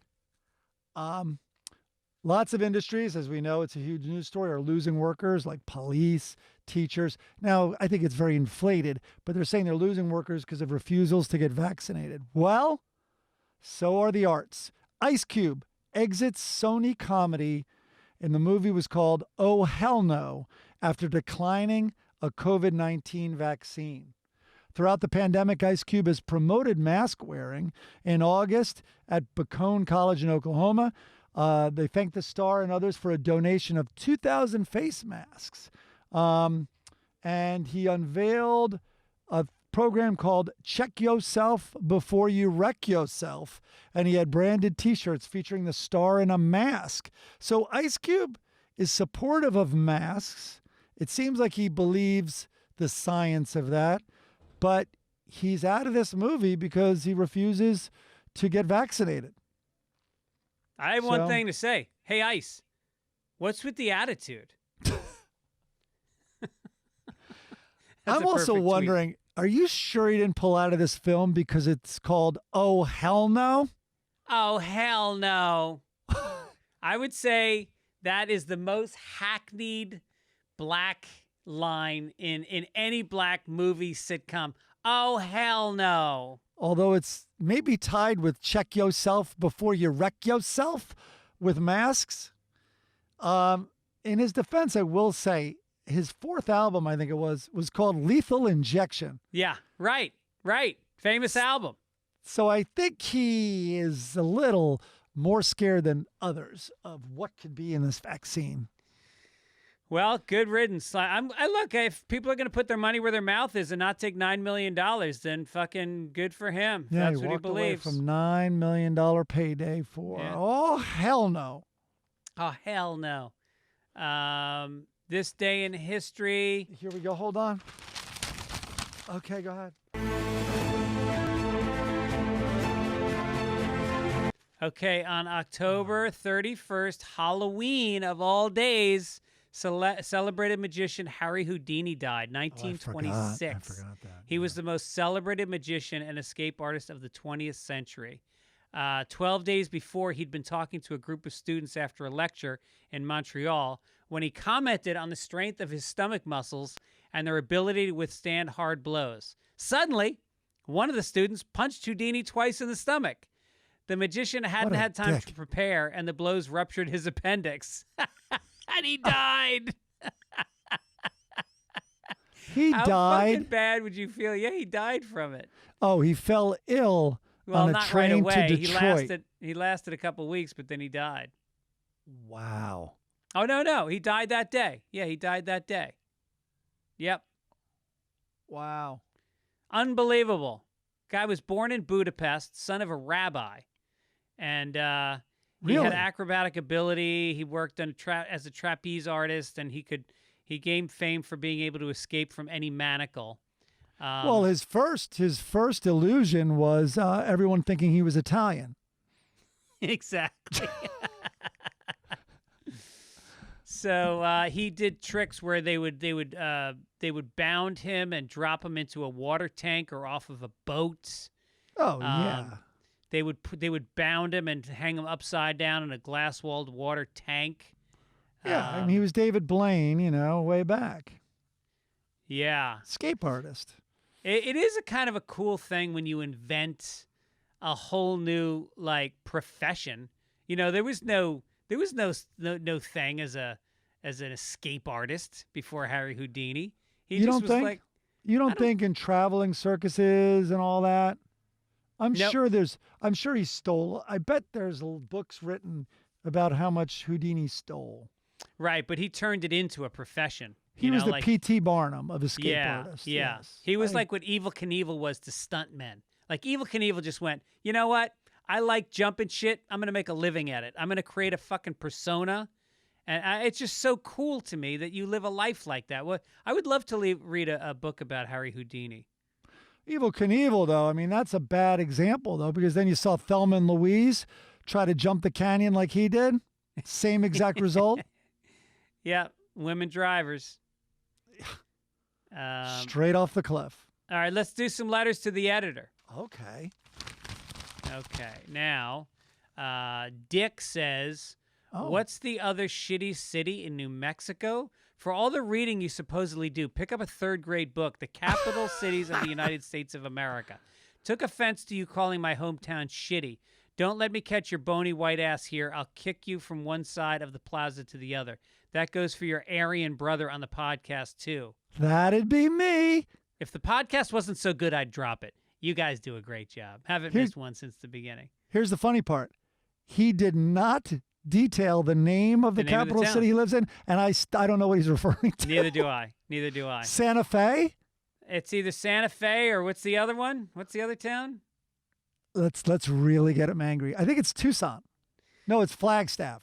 Newark? I think it's Newark. I played golf in that golf tournament, and I got to know a little bit, talked for a long time with the guy from Breaking Bad, the bald guy who... Sure, yeah. Richard... Is it Richard? And he lives in Albuquerque. The guy who plays the tough, enforcer, Mike. Yeah, the guy who plays Mike. I hung out with him for... He's great. For a while. He was a very cool, funny guy. And I said to him, I go, where do you live? And he goes, well, my house burned down in Malibu. So I moved to Albuquerque. There's a name. I think it was Albuquerque. I honestly can't remember. I know it's New Mexico. Hey, listen. I got Santa Fe, Albuquerque, Taos, I mean, I'm Towels. naming 3. How many major cities are in New Mexico? 5? And by don't know. major, I'm really stretching it. Jonathan Banks is the guy's name. And what's the capital of New Mexico, Chris? He's going to have to Google it, just like everybody else. Yep. Here it comes. No sports team. Santa Nailed Fe. it. Nailed it. Santa Fe. My mom, who's an interesting woman, she flew out to Santa Fe and went to Taos because they have a balloon festival there every year that's really famous. And like hundreds of they all do balloons. whippets. Yeah. Like balloons that helium, like balloons that you ride in. They Yeah, all I got go- it. I thought I didn't think it was like balloon animals. She loved making a Dalmatian out of a balloon with that long body. She was on Love on the Spectrum this month. Which, by the way, we talked about that already. I can't tell people enough to watch Love on the Spectrum. It's Makes me want to be a better person. beautiful show, and it makes me think that I perhaps am on the spectrum. Oh, of course we have those thoughts. Yep. Yeah. Then Gary, this guy Esai76 said regarding gay Superman, he's a fairy, I do suppose, flying in the air in pantyhose. He may be very sexy or even cute, but he looks like a sucker in a blue and red suit. Thank you, Esai. What a nice little poem. Yep. And I think he's using fairy very literally here. Michael Smith said Nicolas Cage is the biggest Elvis fan, so marrying Lisa Marie was his biggest piece of Elvis memorabilia. Yeah, that's fucking twisted. That Nicolas Cage was a huge Elvis fan and then ended up marrying his daughter. Yet it's far from the weirdest marriage in Lisa Marie's life. Yeah, that's Like, not even close. Not even close. Yeah, yeah. Maybe it would make more sense if Nicolas Cage was a huge Michael Jackson fan and he wanted to smell a little of that stank. Because they slept together all the time, Michael Jackson and Lisa Marie, his new bride at that time. I got a bunch of emails from people who want to explain Coinbase and crypto to me. You know what? I'm out. I don't care. Thank you for writing. I don't send me any more notes about crypto. I got to find out about Rose, though. My friend is telling me to buy Rose, that crypto. Gian Possatieri says, tell Mike to get off the Dave Chappelle stuff. I know he will defend artists he loves from the heinous act they do, but the trans community is... All right, enough, trans. Enough. That's the letter I was looking for. All right, enough. It's offensive. Whatever. right. Go on. Hey, Greg and Mike, I just watched Jim Gaffigan's The Pale Tourist again and was pretty impressed by how well he repeatedly makes killer points and calls out stupid cultural status quo bullshit with a 100% clean act. Yep. I'm a big fan of a variety of comedians, including Bill Cosby, Steve Martin, Eddie Murphy, Dave Attell, Greg Giraldo, blah, blah, blah. Wait, Bill Cosby is still number 1 on Max's list here? Or Max? He was number 1 on mine. When people used to ask me what comedian inspired me the most, up until the charges, Bill Cosby was my number 1 guy. Yeah, you just said nothing. Of course. But right now, if you were to write to a podcast, you'd say, I'm a big fan of a variety of comedians, including you would lead with... Bill Cosby wouldn't even be on your list. That's probably true. Of course he wouldn't. Even if you are giving him credit for being an incredible stand-up, you wouldn't write him on it. Max, dude, what is happening here? All right, go ahead. What's your take on top-level comedians who have clean acts and are able to make points just as well or better than many comedians who seem to rely on blue comedy, or let's call it foul language, to make their points? Listen, man. Listen, Max. Whatever you want to listen to, you should listen to, but it's not leaning on blue material. I curse. I talk about inappropriate things. I don't do it to fucking push buttons. I do it because I find it's compelling to me. It's the way I like to talk. It's the way I was raised to talk, and I don't lean on it. I think if you're a clean comic, I love Gaffigan. I love Brian Regan. There's a bunch of clean comics I love. Seinfeld, Go ahead. But I just feel like people think that somehow it's better if you're clean.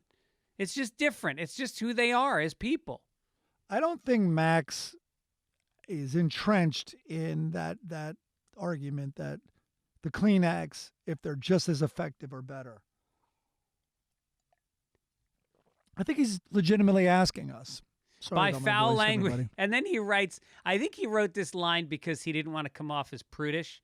By foul language, I mean words like fuck you motherfucker, cunt ass, eating pussy, retarded faggot fucks. Like, whoa, take it easy, Max. I know what foul language is. Who do you think you are, that person that organized the Netflix walkout? Holy shit. But listen, we've repeatedly said on this podcast that one of our favorite comedians of all time is Brian Regan. Yeah. We always talk about how funny he is. And that guy is as clean as they get. Can I tell you something? I was listening to Sirius XM, and they played Dave Attell's album, Skanks for the Memories. And I was on my way to the podcast, and I had to sit in my car for a half an hour and listen to it. There's not a better comedy album ever made. All right, I'm going to listen to it. I don't remember it. It is fucking rapid fire gold. Wow. And it is insane. And he's got his own voice. And I mean, pound for pound, the most concentrated comedy album ever made. All right, I'm going to go give it a listen. Okay. One last one, and then we'll move on. Oh, yeah, this is timely. Ted Nugent wrote on Instagram that it was a picture of Alec Baldwin. It said that look when an anti-gun nut kills more people with a gun than your extensive firearm collection ever has. Oh, wrong opportunity. Yeah. To try to make your case in the most distorted, disingenuous way. What a shitty thing to write. What a douchebag. How about the live firearms that are so readily available, they can't even keep track of them? Right. I mean, the ammunition. Oh, my God. Did you want to read this one from Mark Promoff? Yeah. I have to say that Mike is dead on, not because it gives me props. I stated the obvious. I have to say that Mike is dead on about J-Rad. They are the best thing out there in this post-Grateful Dead world. And by a long shot, punk rock Grateful Dead art. We don't have to read the whole thing. But he's basically predicting when we go to Dead & Company, so they're called Dead & Co., but the nickname now is Dead & Slow. And so we're going tonight, Sunday night. And it's John Mayer. To Dead & Company, and that's the company part. And having seen this Joe Russo's Almost Dead, J-Rad, I know there's going to be it's impossible for there not to be a letdown. This band, if J-Rad is playing in your town, it doesn't matter if you can't name a single Dead song. It's not about that. You're going to go see these musicians jam in a jazz rock fusion, but an Allman Brother way that's incredible. I can't wait to see them. But you know what? I'm going to the Dead as much to be a part of a crowd of people that are largely tripping, 100% happy, generous, fun-loving, dancing. Helping each other, apologizing. I want to be in that energy for 3 hours. That's why I'm going to the concert. The music will be great, but it's the experience. It's kind of we're going to be on a lot of drugs, because you could say, I'm going there for that infectious feeling in that stadium, that vibe. It's like a drug, kind of like the drug I'm going to jam in my mouth a half hour before I go to that drug. And the amount of pot you're going to inhale secondhand the entire show. Oh, my God. Exactly. Oh, by the way, I've got 2 major hemorrhoids that are, God. Whoa. Yeah. So dancing for 3 hours, I may need to take a little squat for a while and rest my fucking roids. Isn't it the opposite? I've never had hemorrhoids. Isn't it the opposite? Like, don't you want to be standing and not sitting? Yeah, maybe. I'm not sure. Maybe this is why you have them. You don't even know how hemorrhoids work. You don't even know how an asshole works. I know it's a mess back there. What did you say? You were teeing off. Literally, you put the thing and you bent over. And maybe that's what made you think of it, because you felt it. You were putting your ball on the tee, and you didn't even look up. You're like, my asshole is a disgrace right now. Dude, just filled with hemorrhoids. It's got a rash. No, I hadn't stop. showered in 2 days, so it was Stop. fucking moldy back there. You Just also, at lunch, first of all, I'm sitting next to that, which you just described. But you also go, I go, are you doing sets tonight in town? You're like, no, I can't. I'm quarantining because of the COVID. You're sitting a foot away from me. That's when I find out about it. Did I mention that I was exposed on Monday? You did earlier in the podcast. Okay, we're going to obituaries, pal. And that's all, folks. All right. This is a big one. Comedian named Mort Saul, who was a very influential comedian, Huge. died in his home in Mill Valley, which is where Dennis Gibbons is from, at the age of 94. He began his stand-up in the 50s, evolving from his vaudeville roots. Nobody was quite doing what he'd done. He carried a newspaper under his arm and offered a rapid-fire conversational patter that sounded utterly natural and unscripted. It often was. Focusing on political satire and commentary, Saul's dark humor appealed to young humorists, including Woody Allen and John Cleese, who were profoundly influenced by him. Saul also found a fan in President John F. Kennedy, who asked the comedian to write political jokes for him. His album, The Future Lies Ahead, is a recording of a routine in front of a live audience, is widely considered to be the first modern comedy album. Interesting. I'm gonna listen to that. I'm gonna listen to Skanks for the Memories, and I'm gonna listen to The Future Lies Ahead. So the problem is he got obsessed with the Kennedy assassination, and in the same way, do you remember with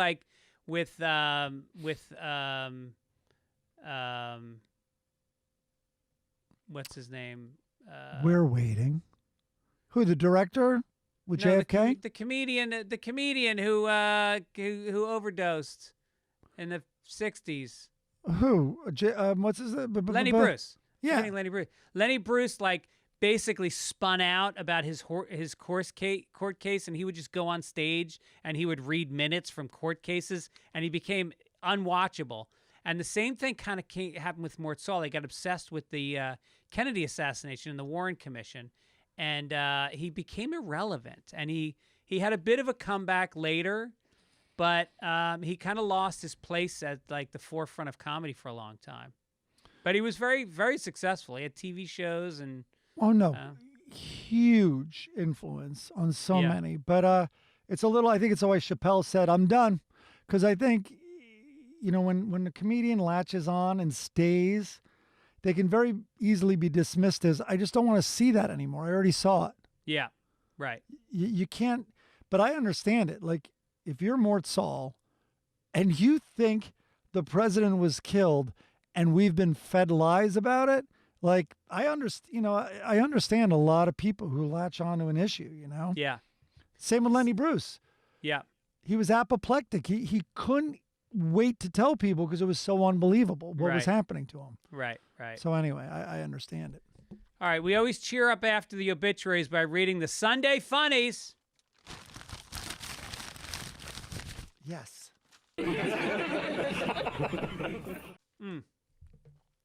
All right, let's kick it off with, How's your energy? How's your energy? Well, I took Ritalin. Do I seem like I'm fading? My face looks red. No. Maybe you do because I'm fading. So I can't even watch you and see your energy. As people switch to Mark Maron's podcast. No, come on, man. We got the All funnies. right, let's start with Hager the Horrible. Okay. He is really horrible. He is just gone, and wait, where is it? I lost it. I got it.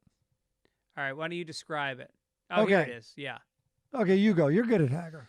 All right, so the king and the queen are watching Hager run out of their castle with a big smile on his face. He's got a golden urn, and the king says, Hager grabs our belongings like he's picking items from a store shelf. And then the queen says, I know, it's humiliating. Now, what she's talking about, of course, is she's just been raped. And now, in the last frame, Hager and his boys are leaving with shopping bags full of gold, and she goes, he's using shopping bags. I would think that would be the least of her worries right now. Paper or plastic? How about rape or leave me alone?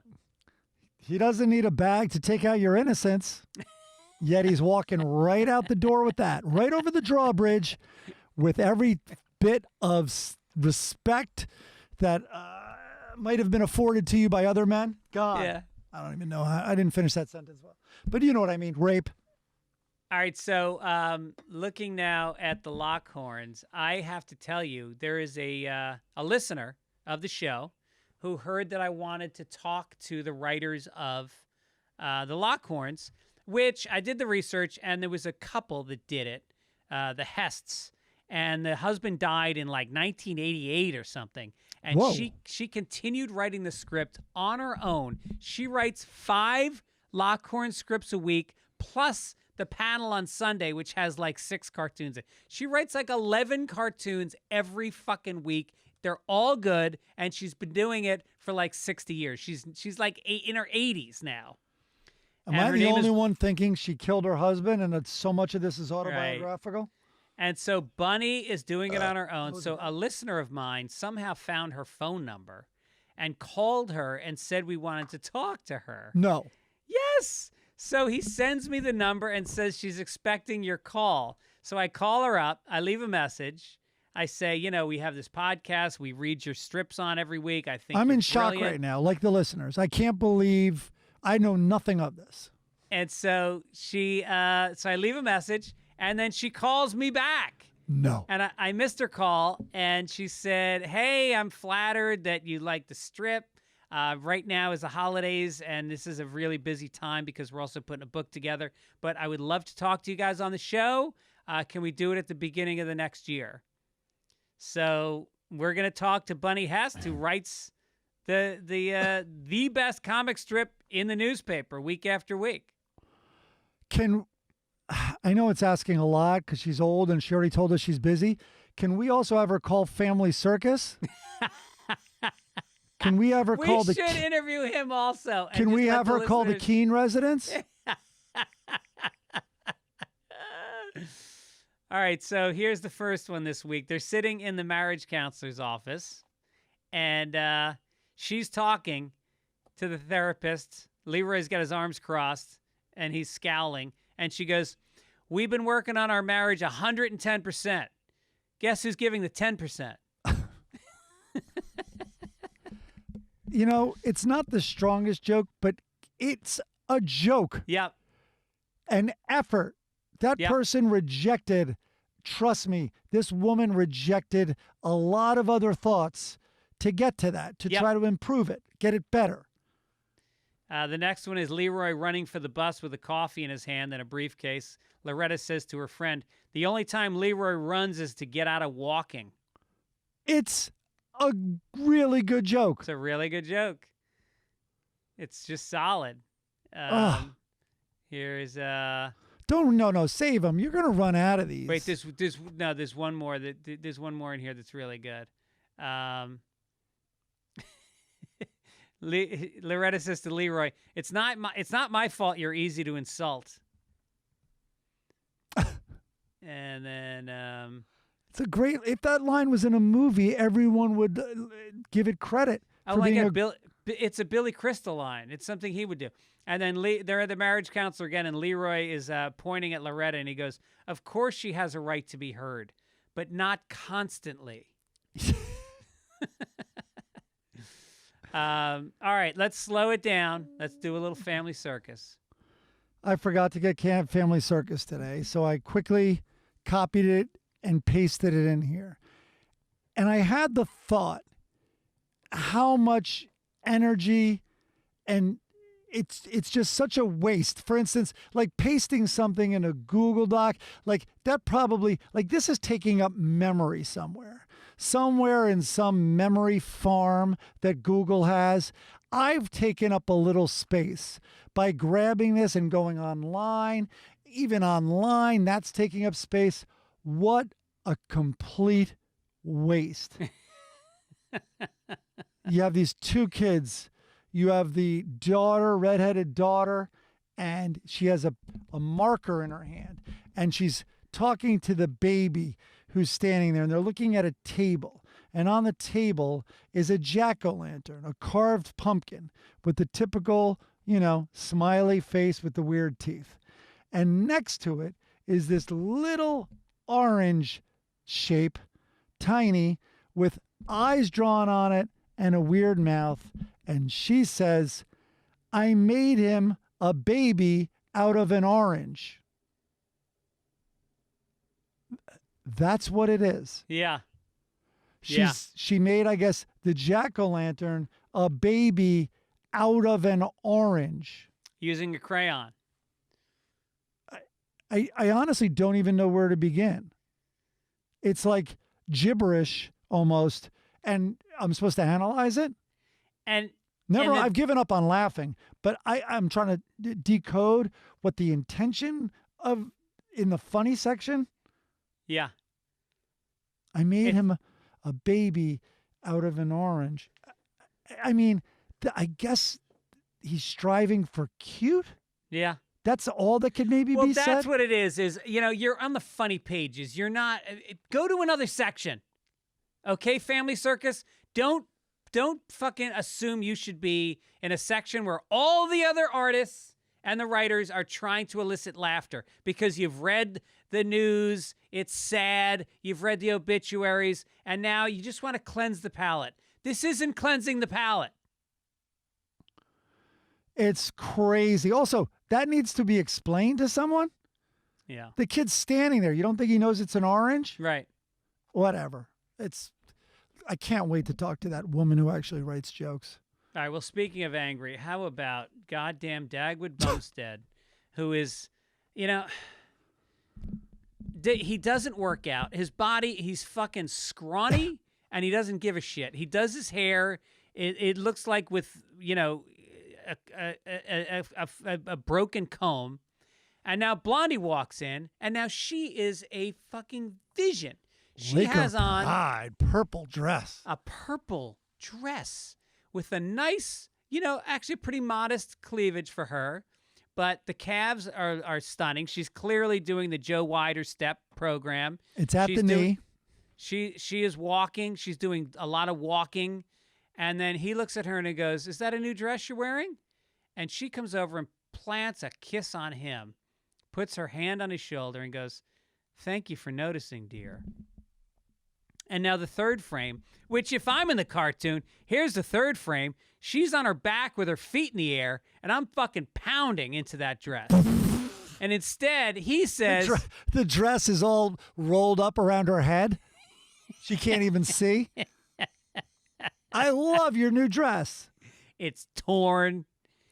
And he goes, actually, I noticed the price tag on the sleeve. You fucking zero. What else for that? Whatever that shit job you do at your job that you're constantly not getting a promotion and where you're sleeping at your desk, somehow they give you a check for money. What would you rather spend that money on than making that piece of ass look that good? What? A sandwich? Another sandwich? Oh, boy. Ugh. What a waste. It's a shame. It is a waste. Yep. Such God, a she waste. looks good today. She looks real good today. And flats. She was wearing flats. She still pulled it off. Yeah, and the calves still have definition, even with flats on. It's unreal. Yeah. All right, listen, people. Thanks for listening. And by the way, if you enjoy the podcast, tell a friend. Reach out. Send an email right now as I say it. Remind a few friends to go to Apple Podcasts and subscribe. Yeah. Please subscribe. Leave some nice messages for us. Helps us in the rankings. We're trying to keep the podcast building and growing as we go into 2022. And that's it. We want to thank the fine folks. Chris Denman, who did a great job this week. Really good, Chris. And he did. He wrote a funny joke that we both forgot to read. He wrote joke. Really? Yeah, he wrote a joke earlier. I forget what topic it was on. Ugh. Well, he has a lot of material on Asian hate. Yes. It might have been there. And that's just from his diary. Well, he gets in. He's advanced. He gets in character. Yeah. So there's speaking of the word of the week. There's a meta quality. And he gets to in it. costume. I mean, I don't know where he gets that World War II stuff. Yeah. Well, people are like, what are you? You kind of just look like this schlub. He's like, no, I'm the guy that I can't. Never mind. It's too harsh. Okay. So we want to thank Key, who does the editing and engineering, and Beth Hoops, who does the social media for the show and who runs the company with Chris. Midcoast Media for all of your needs. Check them out. Now, what are we going to do next week? It's not straightforward. We're both out very of busy. town. I'm in San Francisco. I leave Thursday morning. So I think we may have to tape on Wednesday next week. You don't want to tape on the road? I could on Saturday, but Saturday's no good for you. Saturday's a tough one. I'm going to the big house, from what they tell me. I'm packing in with 110,000 people to watch a college football game in Michigan. Jesus Christ. But could I do it Friday night?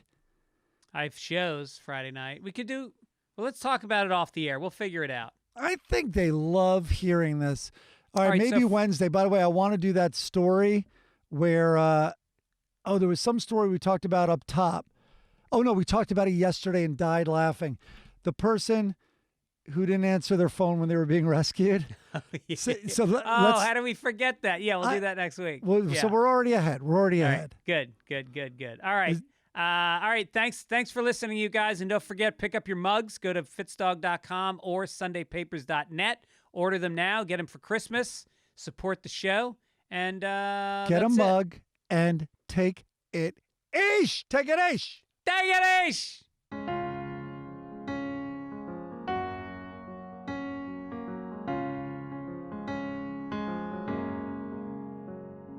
Mike sits at home in the dark all alone, hoping no one discovers the sites he was browsing in Chrome. I'm not sure what was there, but I don't want to know.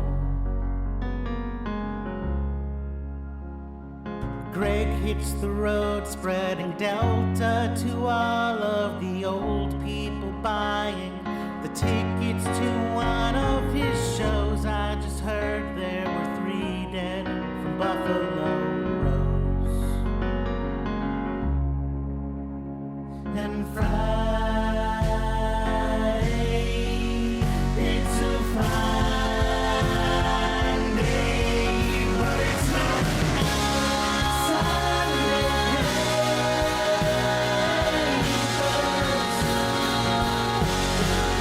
It's not